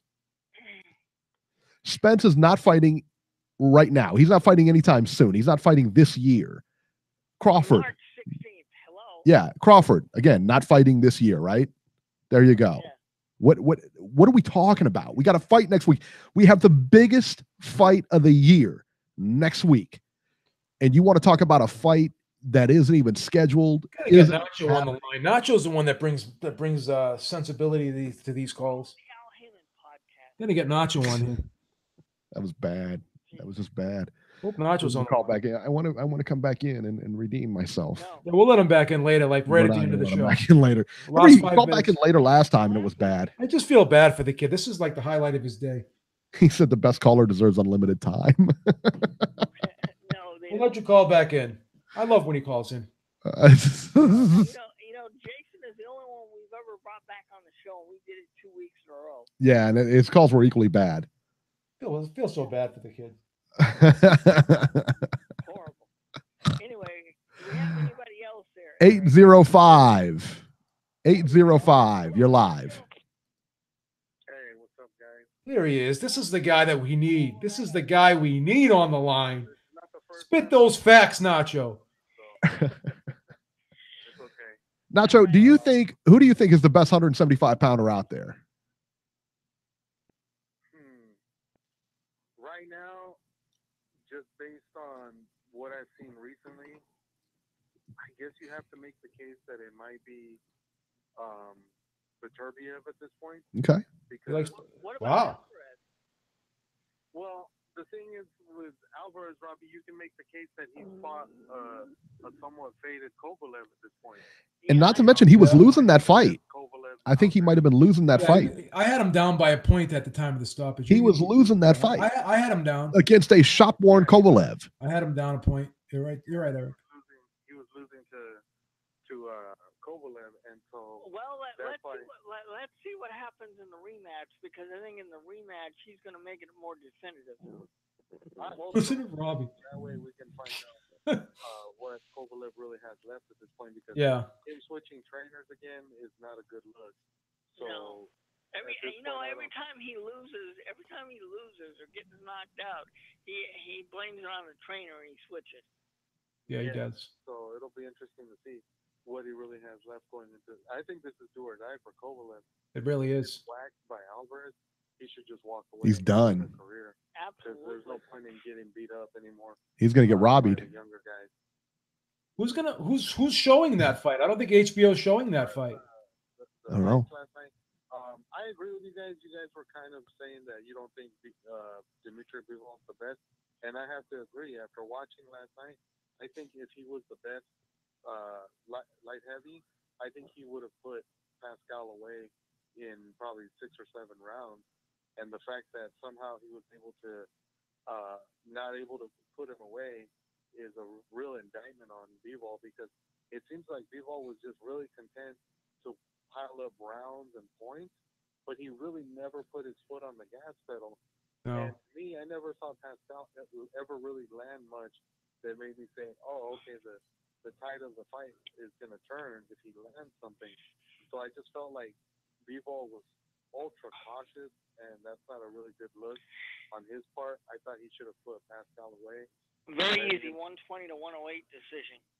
Yeah, and letting him survive to win the decision is not a good look. And I like Bivol. I mean, he's a solid fighter, but honestly, I'm not convinced he's the best light heavy at this point. Like, he should have put Pascal away last night, and letting him survive is just an indictment on the fact that, you know, he doesn't really have like what you would consider a killer instinct at this point, because if he had a killer instinct, he would have put him away a lot earlier, and instead he let him survive.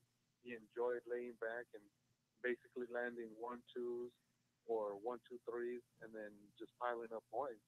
And I think at some point they got to get into his head that he's got to go out there and be aggressive and try to get these guys out of there sooner than instead of letting them just survive and him winning decisions. So at this point, we'll see who's the best guy at light heavyweight, because you can make a case for and against each guy, but I think right now, in my opinion, Beterbiev is probably the best guy out of a decent class of light heavyweights that are out there in the top 10, but no one's really standing out at this point. So we'll see what happens. As far as the undercard fight, I can't even pronounce the kid's name, the one that beat Zarate, so I'm not even going to try. The kid was good, but I thought Zarate was a little overmatched. I thought he was kind of a club fighter who was being given this, showcase fight for the guy he was fighting, because it was really more to showcase him instead of Zarate, because Zarate's best win was beating one of Canelo's guys who I really don't think is all that good, and Horacio Garcia. I thought that guy was kind of overrated, and he beat him. So I didn't think it was saying much about how good this kid Zarate was, and I just felt like the other guy was just, it was a showcase fight for him, and he went out there and he did what he had to do. He got him out of there, and he looked okay. But I agree with you guys. The hyperbole from Kellerman about trying to say that this kid was Roberto Duran or something was ridiculous. You didn't think he was the next Roberto Duran? I can't wait for him. I can't wait for him to leave. Really. Yeah. Well, you only got You better find something else to do. I know. Thank God. It's gonna be bad is when he ends up on Showtime. Do you think Lampley ends up on Showtime? No, it'd be on ESPN probably. I think Showtime keeps their crew together. I don't think anybody gets replaced. Yeah, I don't see them replacing any of those guys. Those guys all work really well together, and trying to add somebody from HBO's team doesn't make any sense. I could see Morrow getting replaced. I could see Morrow getting replaced. I don't know. He's been there for a while now, Eric. I don't know if they would replace him. I mean, I like Morrow, but they really overpaid Lampley to come in and take over. Lampley makes a shit ton of money. Lampley to come and take over. He makes a shit ton of money over there. I don't see that happening, Eric. He's been there forever too, though. So yeah, he deserves it. Going to ESPN though, because he works for them. Well, he already works there, so yeah. Yeah, he's already there, man. Him being on the top ranked broadcast at some point. Yeah, I could see Kellerman replacing Krigler, but I'd rather have Andre Ward. Is that much of an improvement, Robbie? No, I was just gonna say I'd rather have Andre Ward replace. Yeah, why don't they have Andre Ward in the booth? Well, they'll probably eventually put him down there, though. Put him in the booth. I can't stand Krigler, and I'm not a fan of Kellerman either. Anybody besides those two would be definitely a lot better. Steve Kim would do a good job replacing Krigler. Oh, He's gonna have a writer. Come on, son. Yeah, please, Robbie. Part of the team now. Take off the Steve Kim T-shirt, will you? Yeah, and as far as the what was that, Eric? Nothing. Beeb said, "Why don't you just buy the Steve Kim T-shirt already?" Oh no, that's quite all right. Anyway. I'm gonna buy you one for Christmas. As far as the zone card yesterday, guys, I have to agree that Calia 5 fight was awful. Oh, it was a horrible decision, wasn't it? There's no way he won that fight. No way. The other kid won 7-5, Gonzalez. I thought he completely outboxed him, and he was able to land the harder, cleaner shots on him, and he made Yafai look very pedestrian in that fight. And I couldn't believe that two of those judges gave him 8 rounds, and then another one gave him 9. That's completely ridiculous. He was nowhere near winning that many rounds. No, not even close. At most, Yafai might have won 5 rounds in that fight.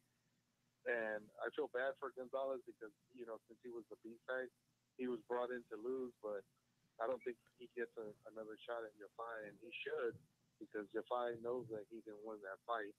But I have a feeling they're just going to, take their win and keep going and avoid having to fight him again.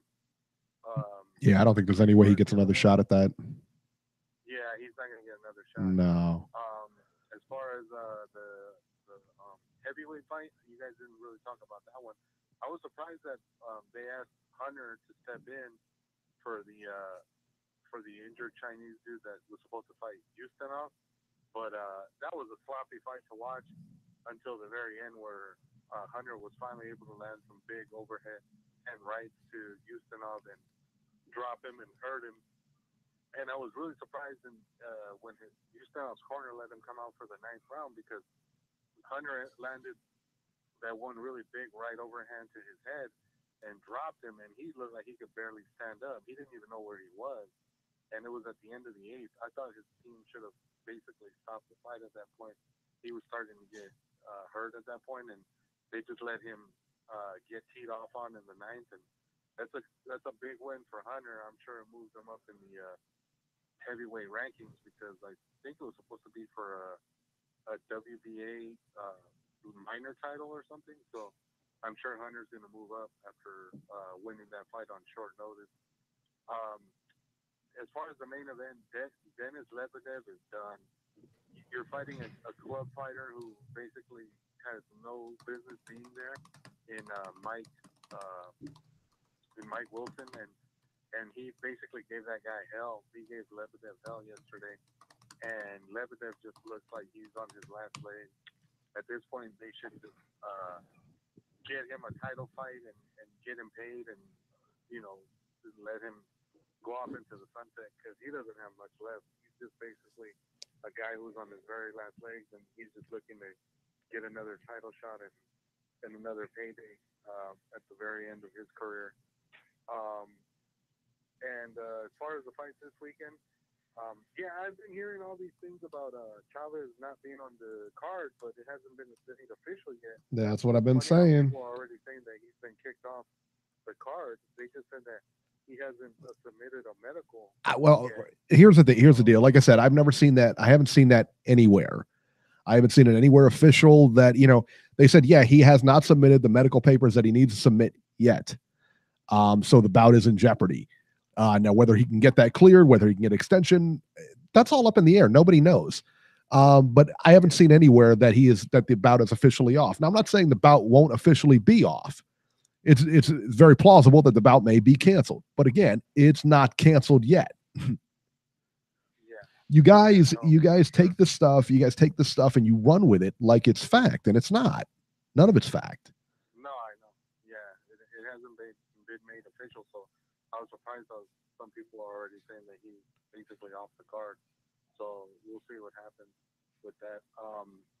As far as that card is concerned, I'm picking chalk in all those fights, because none of the guys who are the B-side have a legitimate shot to upset the other guy. Louis Ortiz is going to beat Travis Kaufman. Joe Joyce should beat Joe Hanks. Joe Hanks has no business being in there. The Hurd Walborn, I'm picking Hurd to basically just tee off on him and knock the rust off.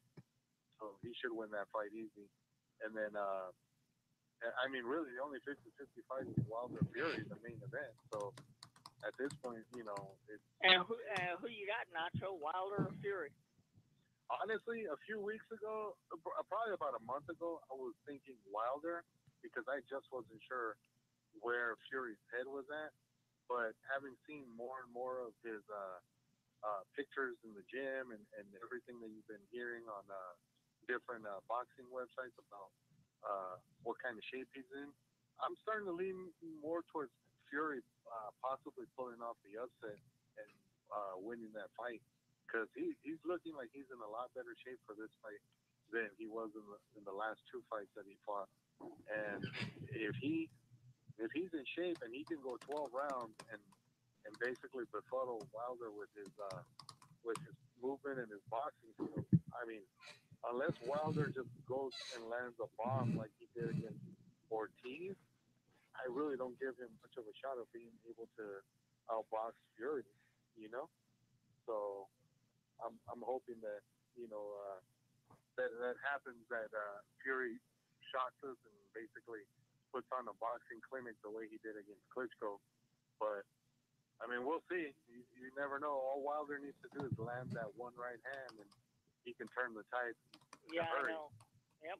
So yeah, it's gonna be an interesting fight to watch for sure.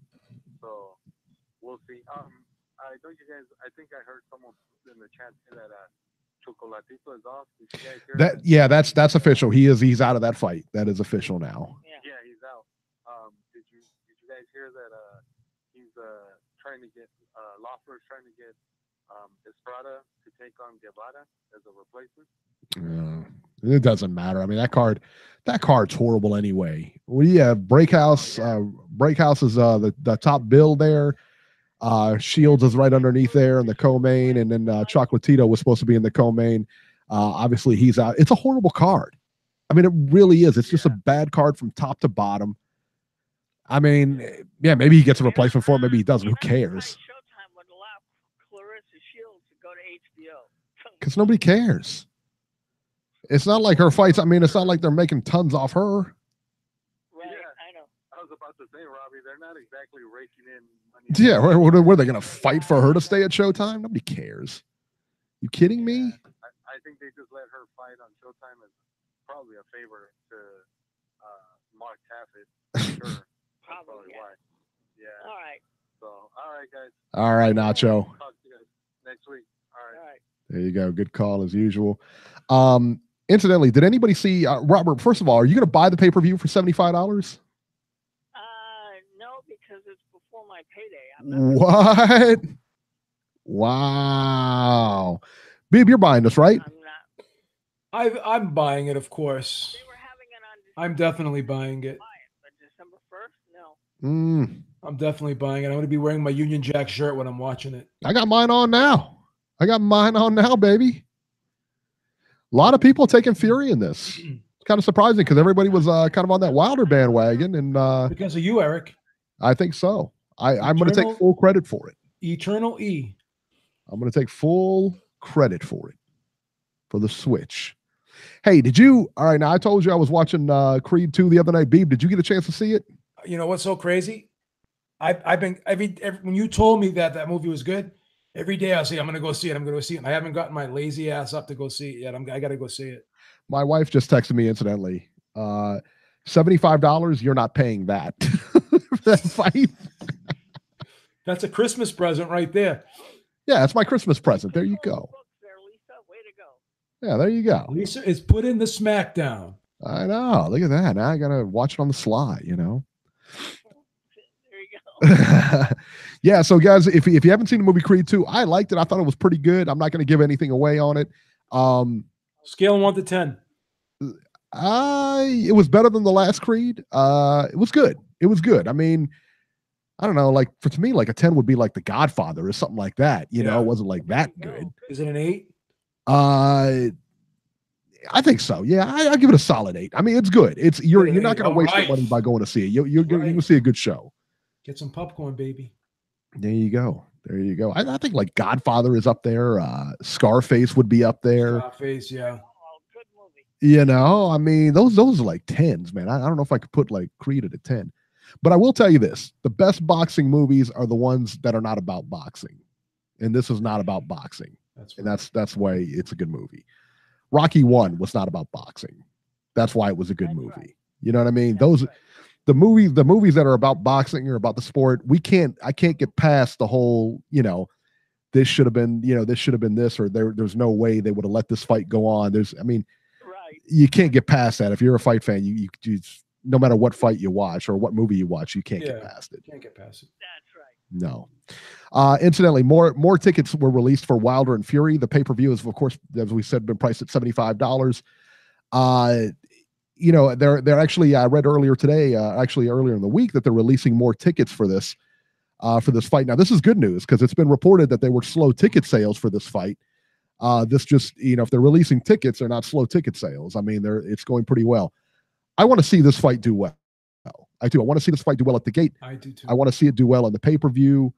You know, because again, I mean, this is kind of a resurgence. I mean, Floyd really crushed that pay-per-view. I mean, he really did. Him and Pacquiao really did a number on that pay-per-view.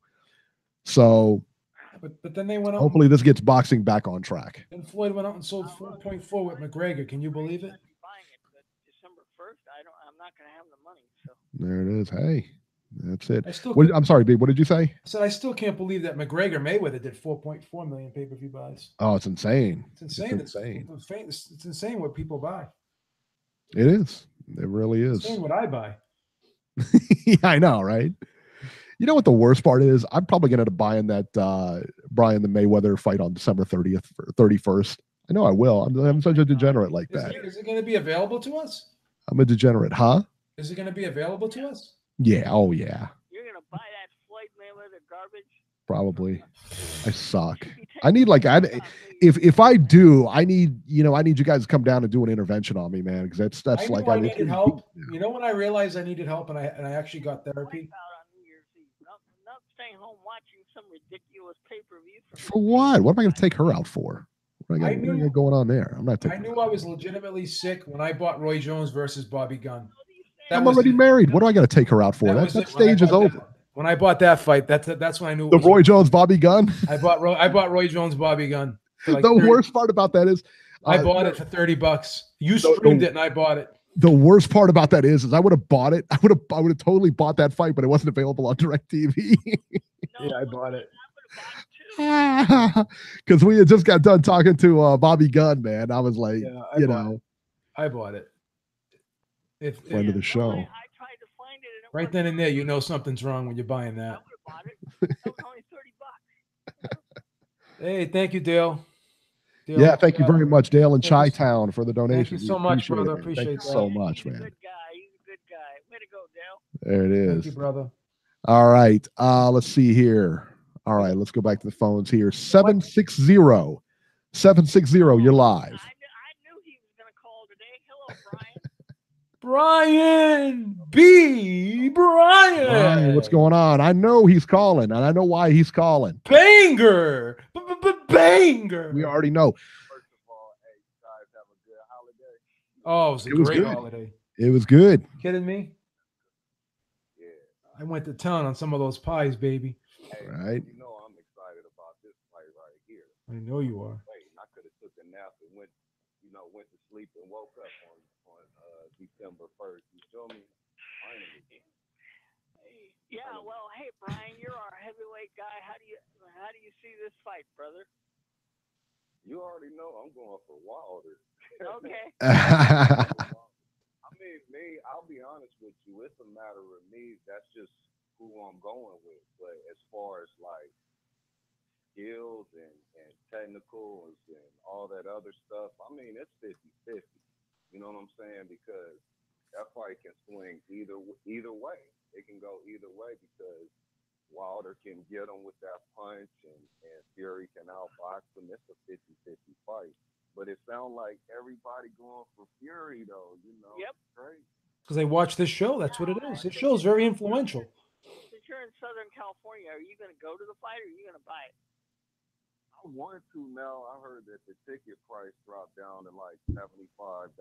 So, either way it goes, I'm going to either buy it or go to it. One of the two.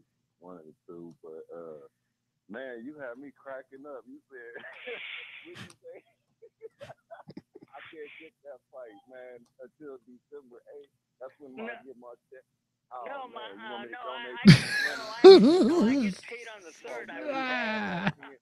Look, Eric, please, man, let's all put in, okay, so Rob can do this fight, man.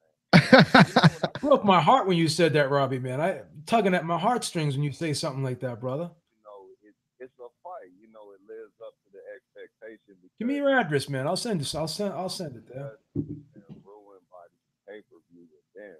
And we're reluctant. You know what I'm saying? We're so reluctant. I see the UK, they having a good time with their pay-per-views over there, but it's different over here. We feel like we done been swindled. That's right. Mm-hmm. That's right. We've been bamboozled too many times, so that's the reason why it is what it is. But I like what you said, Eric. You hoping. I hope this fight delivers too, man. You know, maybe it'll change everything up because I like the fact Tyson Fury even took this fight. You know what I'm saying? Everybody say it's too soon and all this, but with Keith Thurman, they saying when you gonna fight somebody. Boxing be mixed up. Brian, not only am I glad that Fury took the fight, I'm glad Wilder agreed to it because Wilder didn't have to take this fight. He could have fought anybody. Yeah, both of these. Neither one of these guys are taking the biggest risk because somebody's gonna lose. Both of them they both undefeated. They both heavyweight. I mean, just like me, just talking to somebody that don't know nothing about boxing. If I just give them a picture of this fight, because this is different, man. These guys is 6'9", 6'7". When has this ever happened? You know what I'm saying? One dude's a big puncher, the other guy's a skillful boxer. You know what I'm saying? Right. Man, I mean, it should be so much more attention on this fight to me, man. You know, that's why I'm hoping it does good. You know, and then after that we can get this Anthony Joshua Deontay Wilder thing cracking in April. You know. Mm-hmm. But right now, I'm just glad we got a fight like this. It's a big fight. That's and let me tell you what, and I pick Fury to win, and I won't be disappointed if Wilder wins. I don't really care who wins, to be honest with you. I just want to see a good fight. But if Wilder wins, this is a guy, to me, who right now, Tyson Fury is almost a bigger star. He's getting more run. He's getting more press. He's getting more. Wilder should be the biggest star on the planet. He's got 40, what is he, 40-0 with 40 knockouts or 39 knockouts or 41 wins? Something ridiculous. Where is the promotion on this guy? Why? And that guy can talk. It's not like you got a guy like Terrence Crawford, who the media doesn't really care for, doesn't do interviews, or Andre Ward, who doesn't do interviews and this and that. This guy can talk. This guy should be a household name. You put a microphone in front of Wilder or Fury, they'll talk as long as you want them to. This guy should be a household name.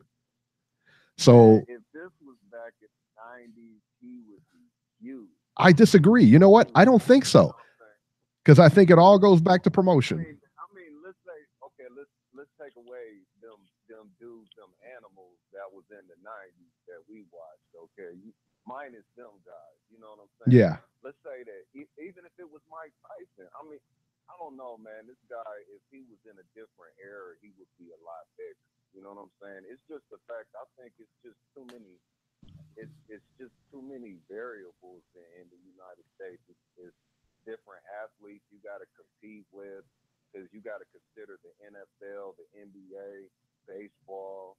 You got to consider all of those athletes he got to compete with. You know what I'm saying? Mm-hmm. I think eventually he might hit that jackpot. But he's hungry, man. This dude is hungry right now. That's the thing where I think I would give it to.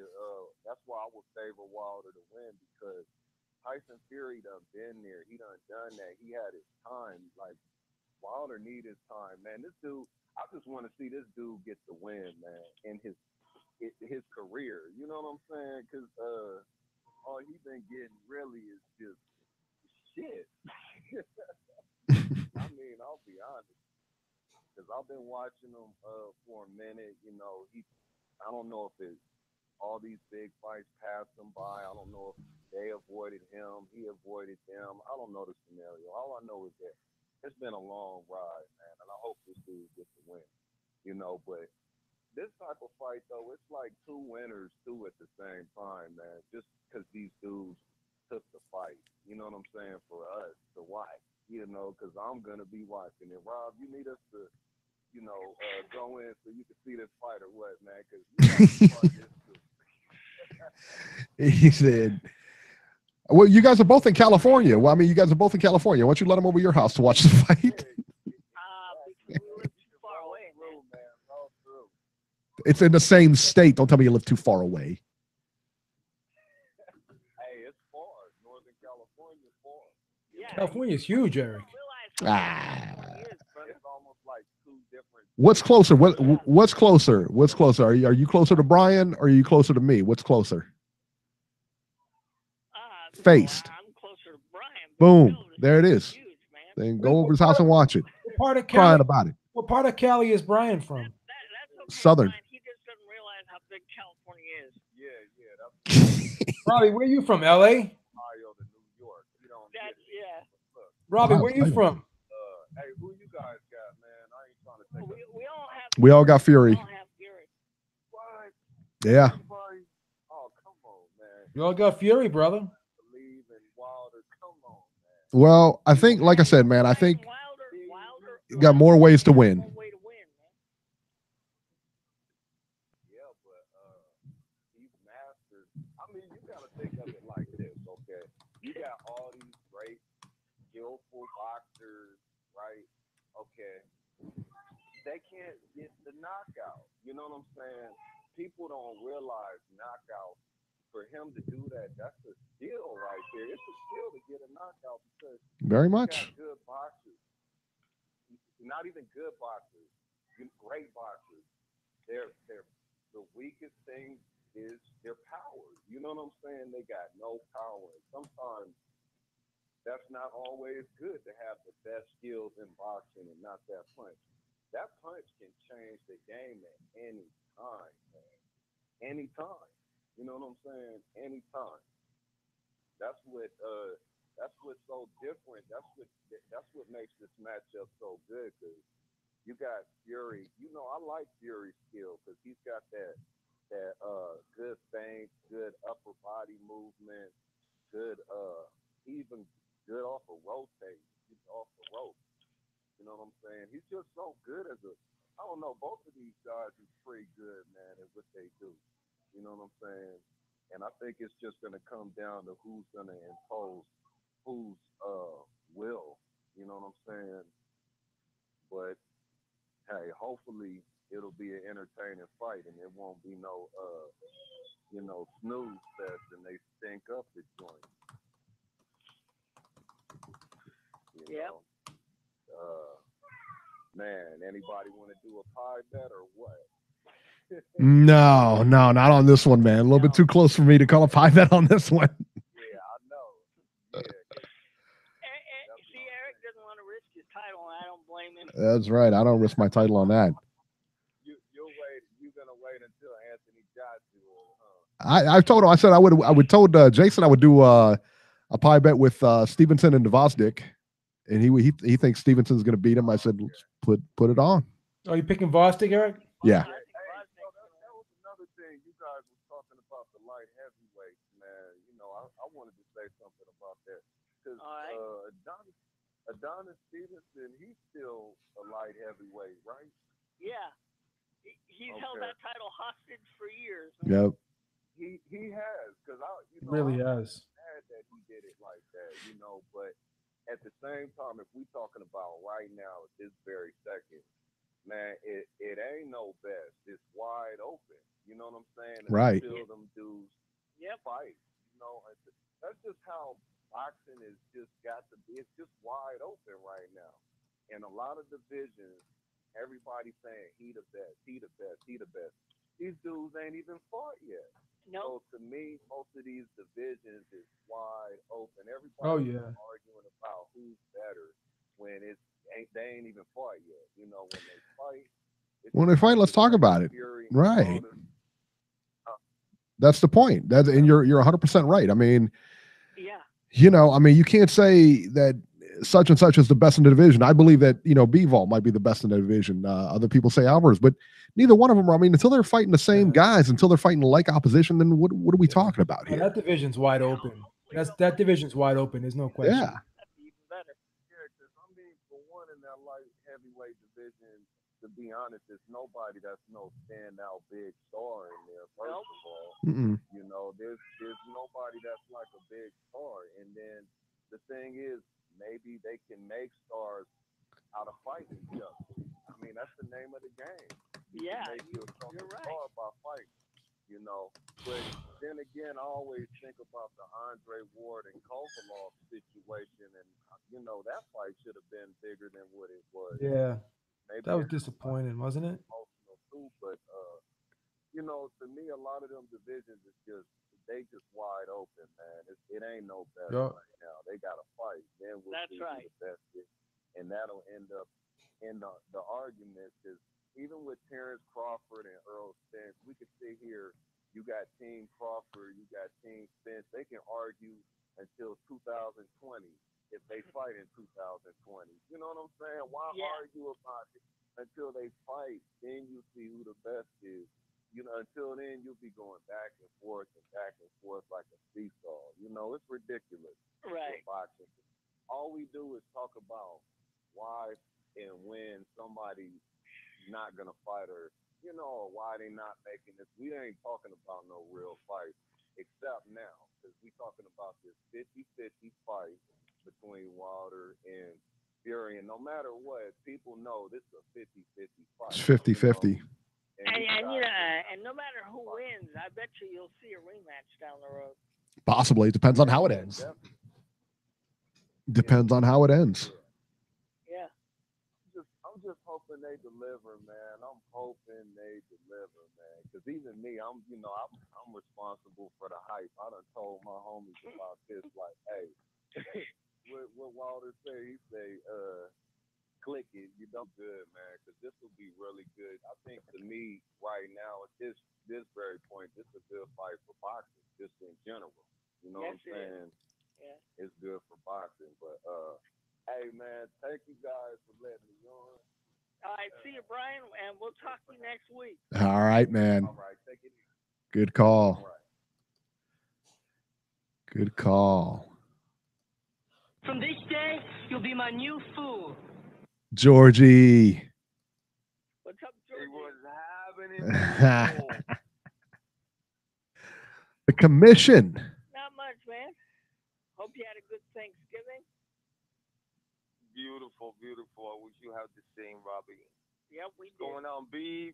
What up? What up? You there? You like tapping away, buddy? What's going on? I just checking Eric fucking blatantly dodging a bet. I was gonna bet him, but he hung up. What am I gonna do? He's tripping this man. What am I gonna do? No, he offered to bet Jason, and Jason wouldn't take it. The man should be stripped immediately. What type of bullshit? It's a voluntary defense. It's a voluntary defense. We already got a bet. Me and you already got a bet coming up, don't we? Who do we got that bet on? Who do we got that bet on? You got that Filipino guy, Donaire, don't you? Sir, you being stripped. No.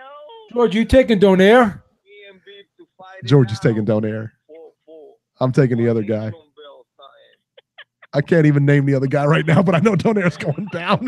Oh my God! Oh, what's his name? Tete. Oh, Tete. He's getting murked, son. You're picking Donaire over Tete? No, I'm taking Tete. He's taking. No, he's taking. As I said, Georgie, you're taking Donaire over Tete. He likes taking pies to the face, man. He's taking pies to the face. He likes it. Oh my God, Georgie.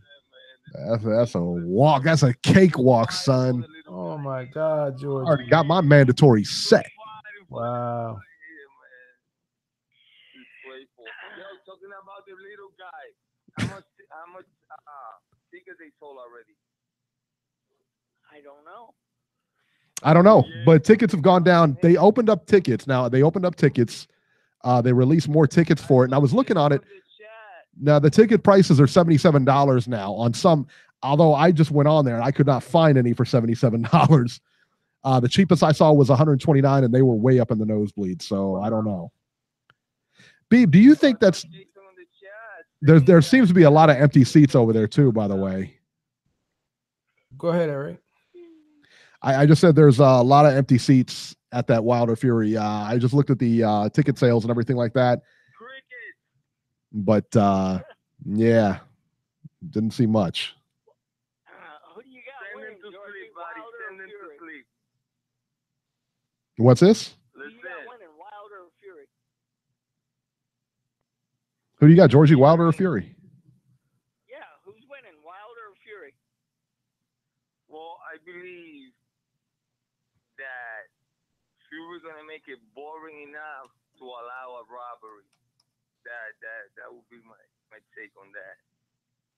But Walter Power cannot be underestimated, man. I mean, he proved people wrong many times, even there's less opposition and whatnot, but it is there. Power cannot be underestimated.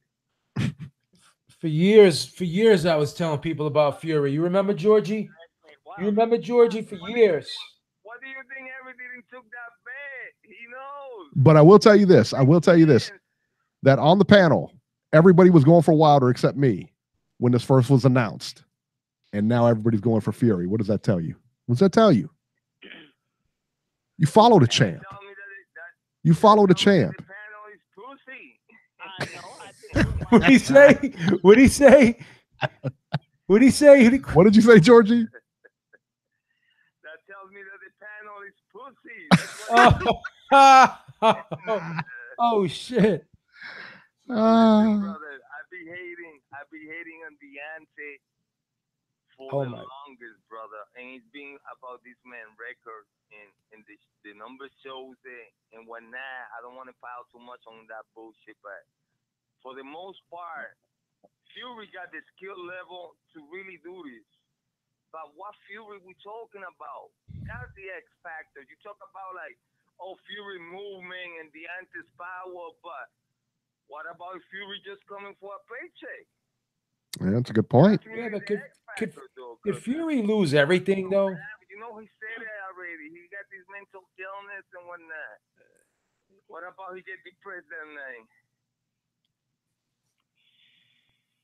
I don't know, Georgie. He's been feeling good lately, Georgie. Tough, but That's a good point. tough, but you know. He's been out. That's a good point. He's been feeling real good though. To really put a money or a buy bet on it on Fury's behalf, yo, that's a tall fucking task. You're asking for a lot of faith in this man. And I don't know, man. He can do it. I think he really can do it, but I'm thinking nobody. Bro. Didn't we bet, Georgie, on the Lemieux fight? Didn't we bet on the Lemieux fight, the Lemieux-Saunders fight? I thought you did. Yeah, what happened? I can refresh my memory because I'm not 100% sure what happened. Did I win that? Oh God. Billy Joe Sanders in the Sanders. Gonna be Fury. Yeah. Why not?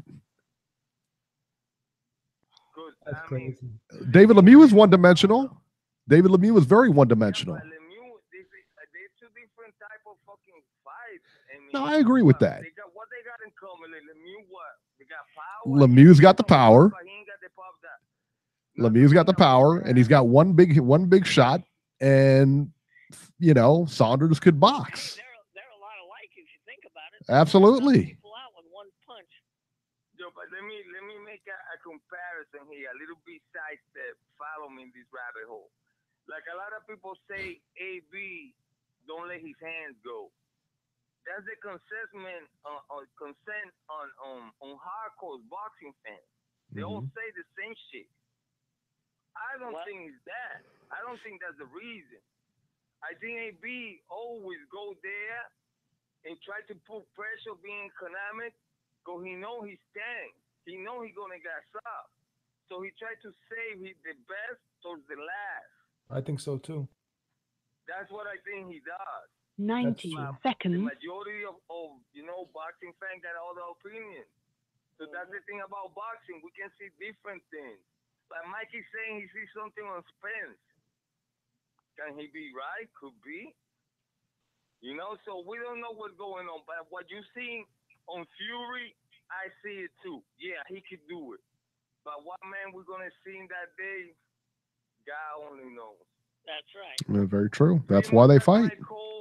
60 seconds. Give these people a thumb up. Gotta go. I'm outie. All right. Good call, Georgie. All right. Let's see here. 713. Houston. Yeah. Houston. You're live. Hello, Houston. What's happening? What's happening, man? How are you? All good, man. Black Horseman here. First time caller. Oh, very good, man. Black Horseman. I like it. That's a cool name. I like it. Yeah, man. Right here on YouTube, man. Shout out to y'all, man. Yeah, I was listening to the last called him, man. I was like, you was kind of tripping out a little bit, man. Everybody on the panel was pussies. I'm like, no. The abuse we take up here. If you've been listening to our show, Georgie's one of our regulars. The abuse that we take up here. Yeah. I'm like, he must be a regular talking to y'all like that. No, Georgie's been one of our real supporters from day one, man. Yeah. I was actually introduced to the channel through Corey Lee Boxing, man. Oh, very good. Oh, hey, thank you, Corey. Thank you for that. Yeah. Anyway, what's on your mind? Well, I seen in the description that you guys was talking about the upcoming fight next weekend. Man, it's already here, man. Deontay Wilder versus Tyson Fury.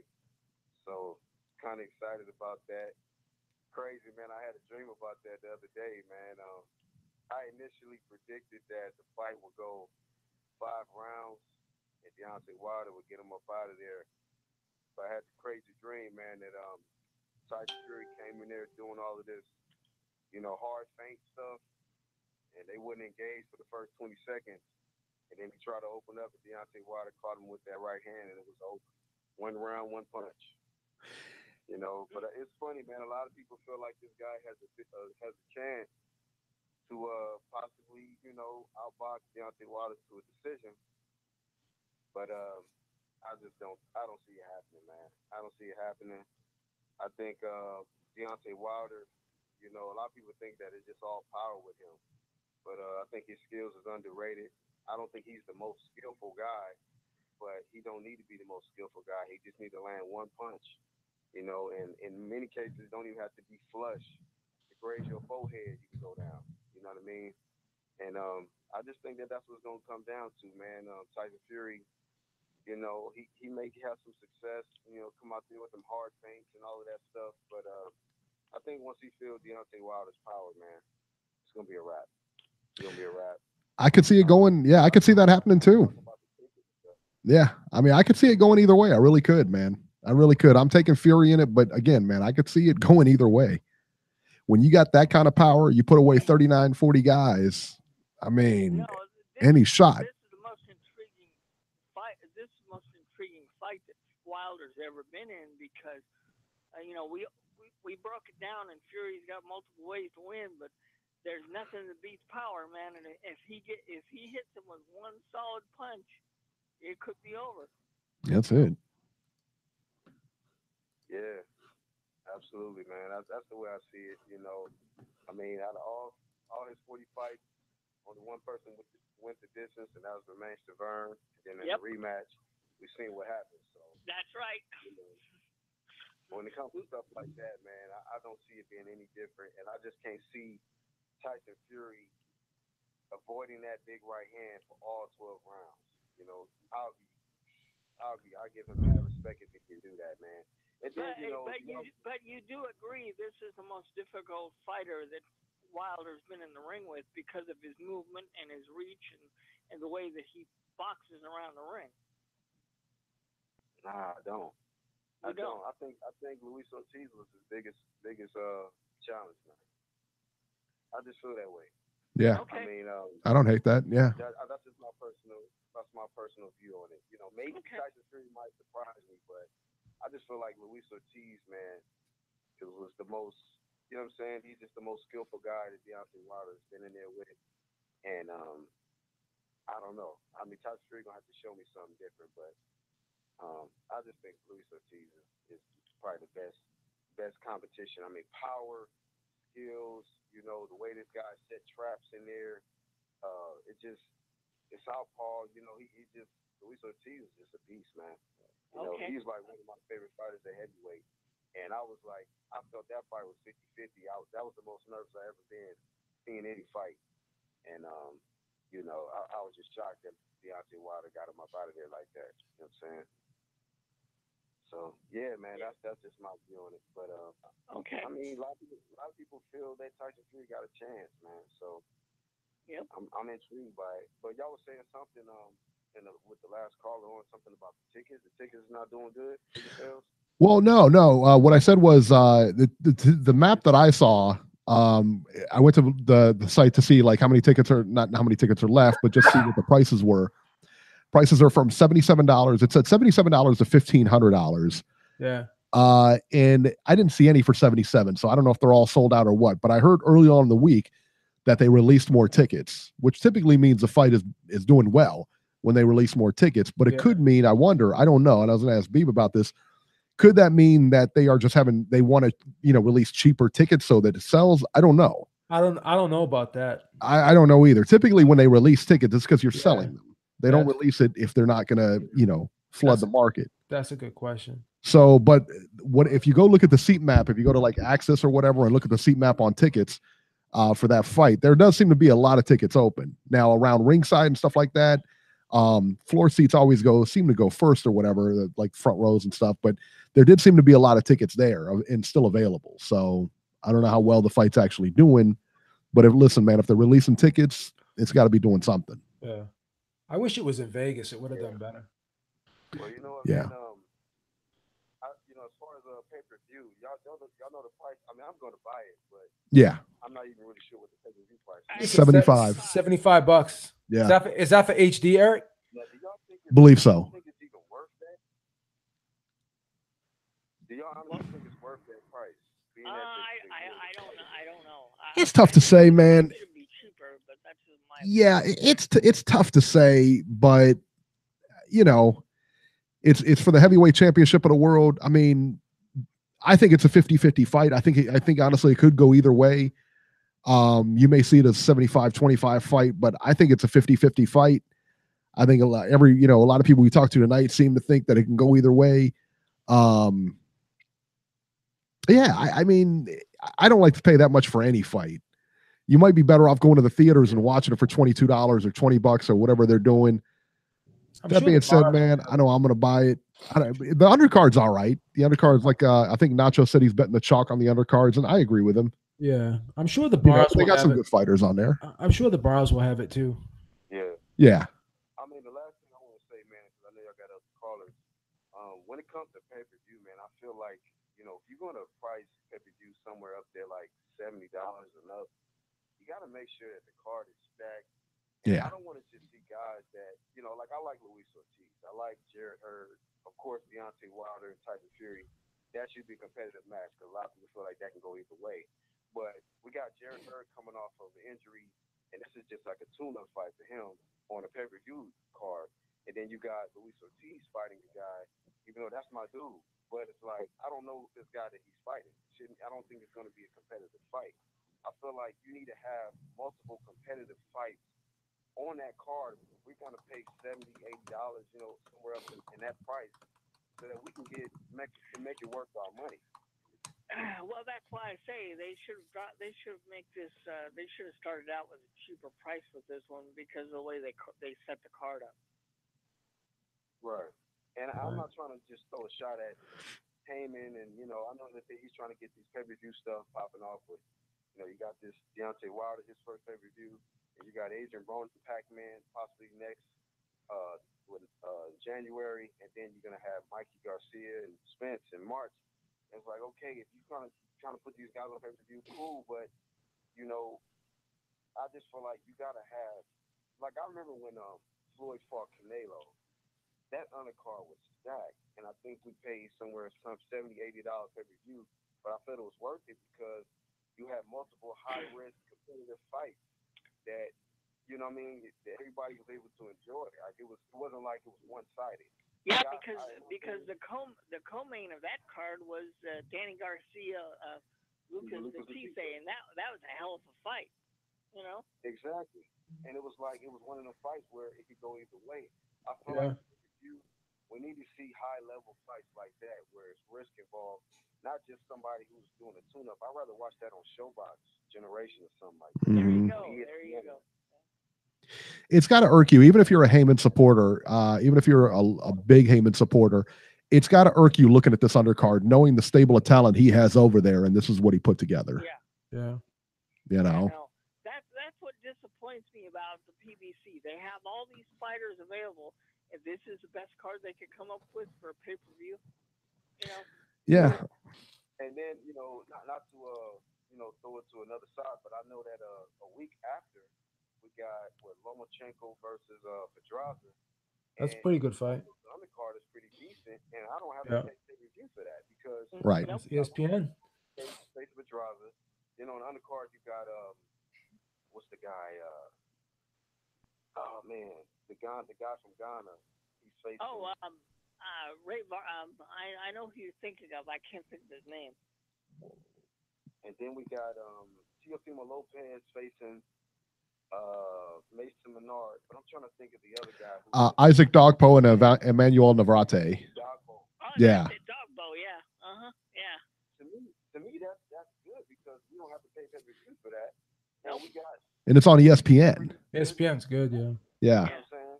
Good ratings that they've been getting. I'm more excited to watch that, and I ain't gotta come out of pocket for that.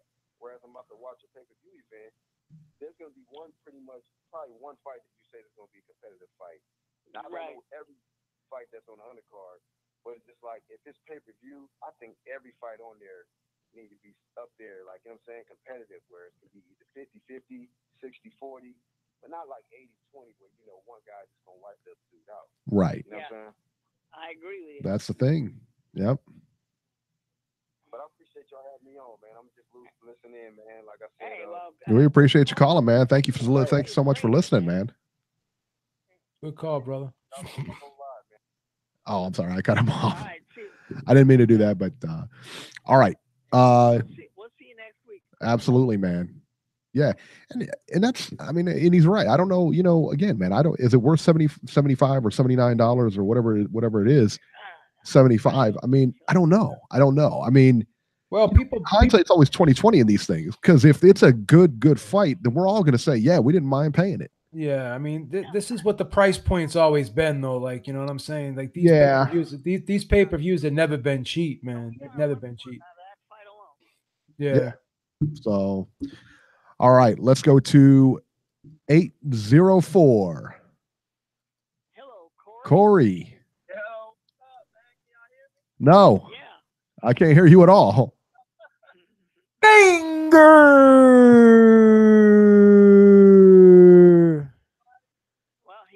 Corey, I can't hear you. I can't hear you, son. Yeah. A little better, not much. Eric, check your high dollar sound system you got over there. I'll check my low dollar sound system. Is what I got over here. Hey, how about you check that over Bellew? Is Bellew up yet? He retired this week. That's the other thing. Tony Bellew announced his retirement this week. Friend of the show. Banger. He had to wait years in order to say that. What's going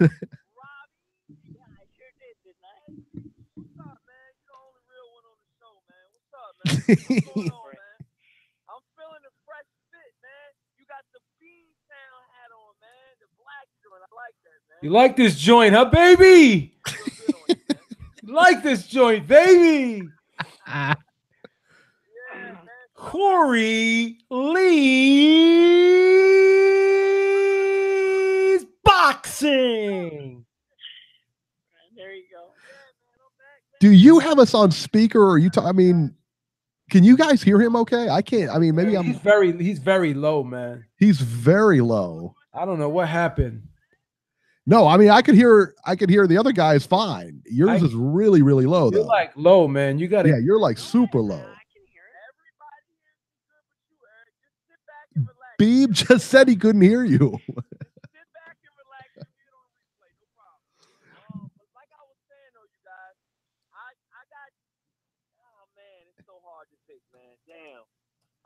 I'm gonna go with Wild on this one, man. I mean, it's gonna be a tough matchup, man.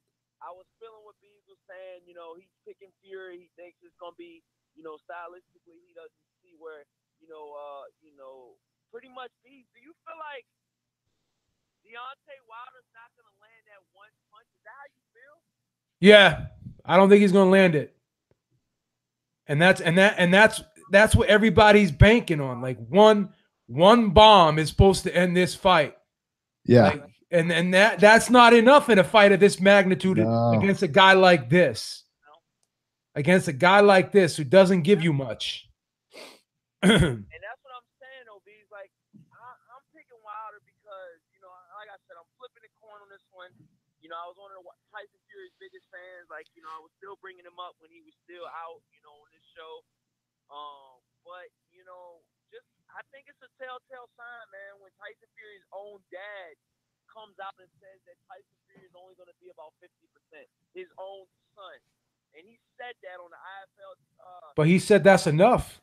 Said that, I'm saying 75% enough. I mean, he's saying that his son is only going to be 50%, you know, of what, you know, he really is. And he said that if it was on him, he wouldn't throw his son in there, you know, and take this fight this quick. You know, he feel like his son He's an overprotective father. Don't worry about that. What you say? He's an overprotective father. Don't worry about that. There's an emotional bond there. A lot of times my parents didn't want me to do certain things. Like they were a little skeptical. They took them a while to take the training wheels off the bike. His dad knows him better than we do. Well, I mean, it's different outlook. You know what I'm saying? Like, you know, when you were growing up, your parents are overprotective. They wanted to know everywhere you were going and stuff. Even if you were going to the store to get like some Mike and Ike's or something, they would still like give you a hard time. That's how parents are, you know. Yeah, man. So look, this is what I got, man. I got Deontay Wilder, man. I'm gonna go with knockout, man. I'm gonna go knockout on this one, man. You know, hey, man. I know you guys would be the first to say I got it wrong. If I did get it wrong, Oh, we will. No, don't worry about that. Oh, don't worry about that. We will. We'll let you know. We like doing that. But, yeah, man. Yo, I know y'all do, man. Y'all give me every time, man. But yeah, man, I got Deontay Wilder winning, and I'm gonna pick the round, man. I think I can get it all right, man. We're gonna see though, man. I might get it all wrong, but I think Deontay Wilder, you know, with his you know, minute boxing ability that he does, Minute. which I really think that Tyson Fury, and like Beeb was saying, and even a 75% Tyson Fury is far better than Deontay Wilder on Deontay Wilder's best day. That's my personal opinion. But the facts are the facts, man. You know, Tyson Fury's talking a good game. He's looking in his best shape. You know, so far he's backed up everything he said. You know, so who are we to say that he's not ready? You know what I mean? Got a six-pack. You know, but I'm gonna be honest with you, man. Even with all that being said, man, I just do not think Tyson Fury is ready, man. You know what I mean? And who's to say that he'll ever be ready for Deontay Wilder in his prime time form? You know, because Deontay Wilder has never been on a bench.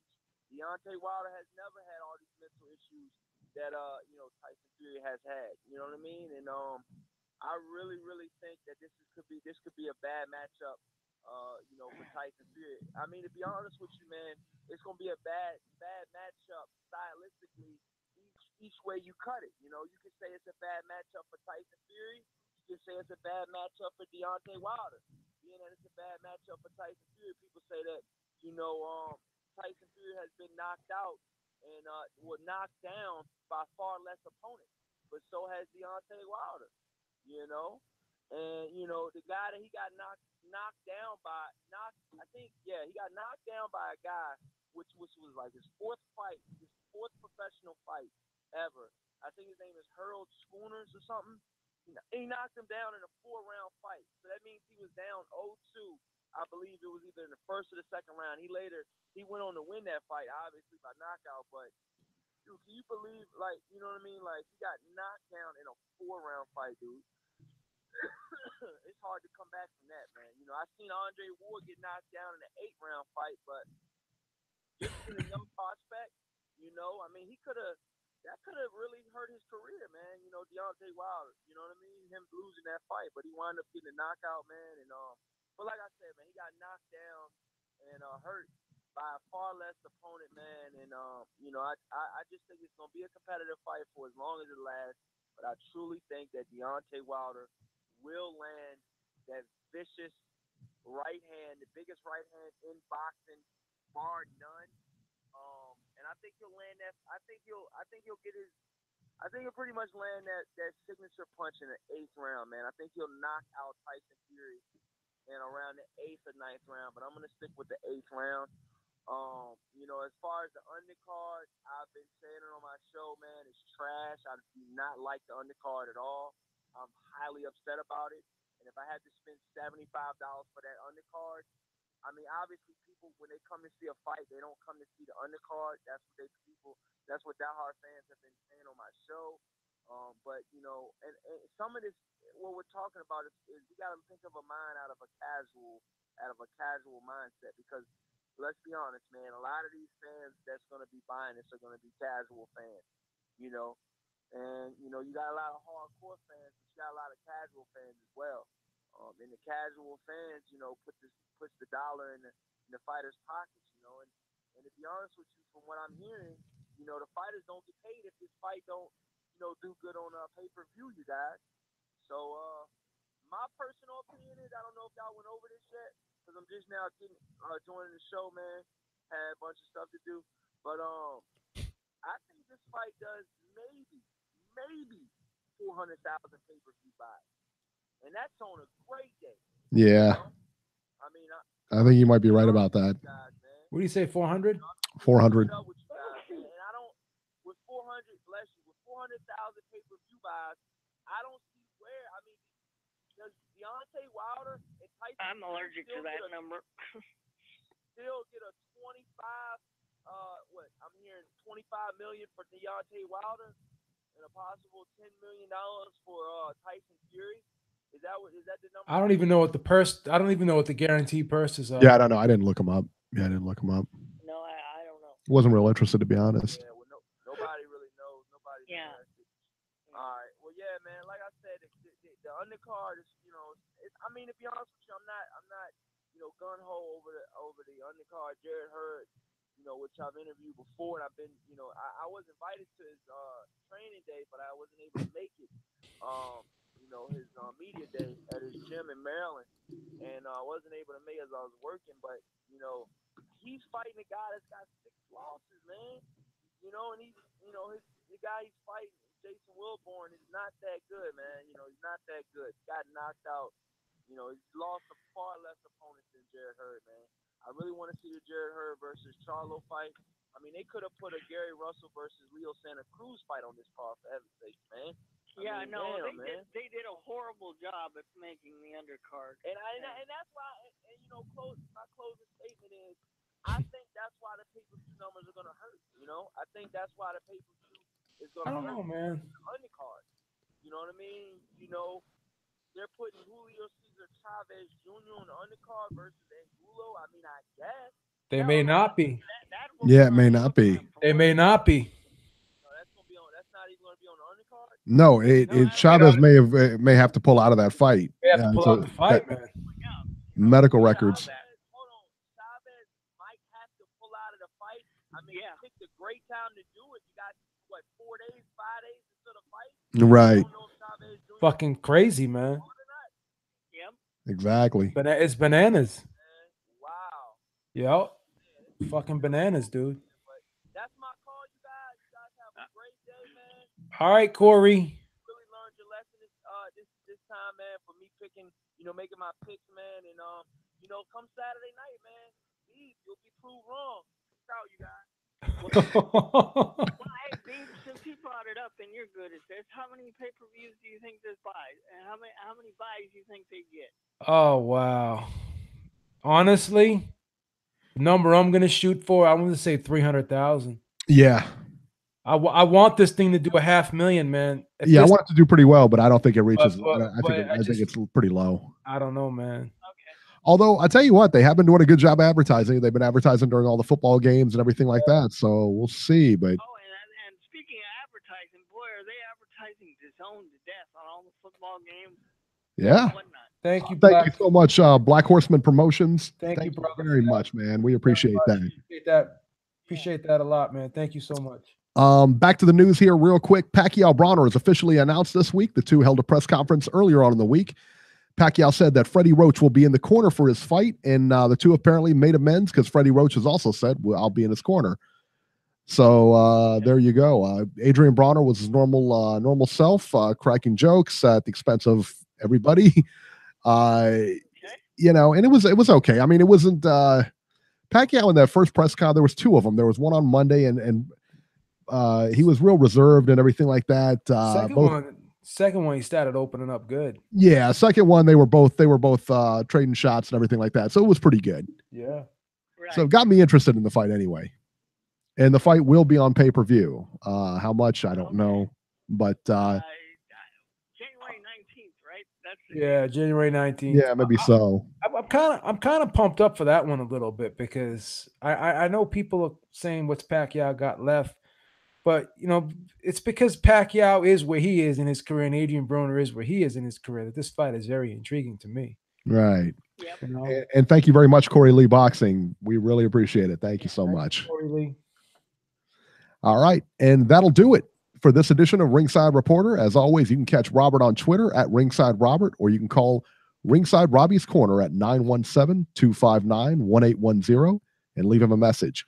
You can catch Joe Habib on Twitter at JHabib1 and find his YouTube channel at beatingtheoddswithbeeb.com. On Twitter, I'm at Ringside73, and we will see you next week. All right, everybody.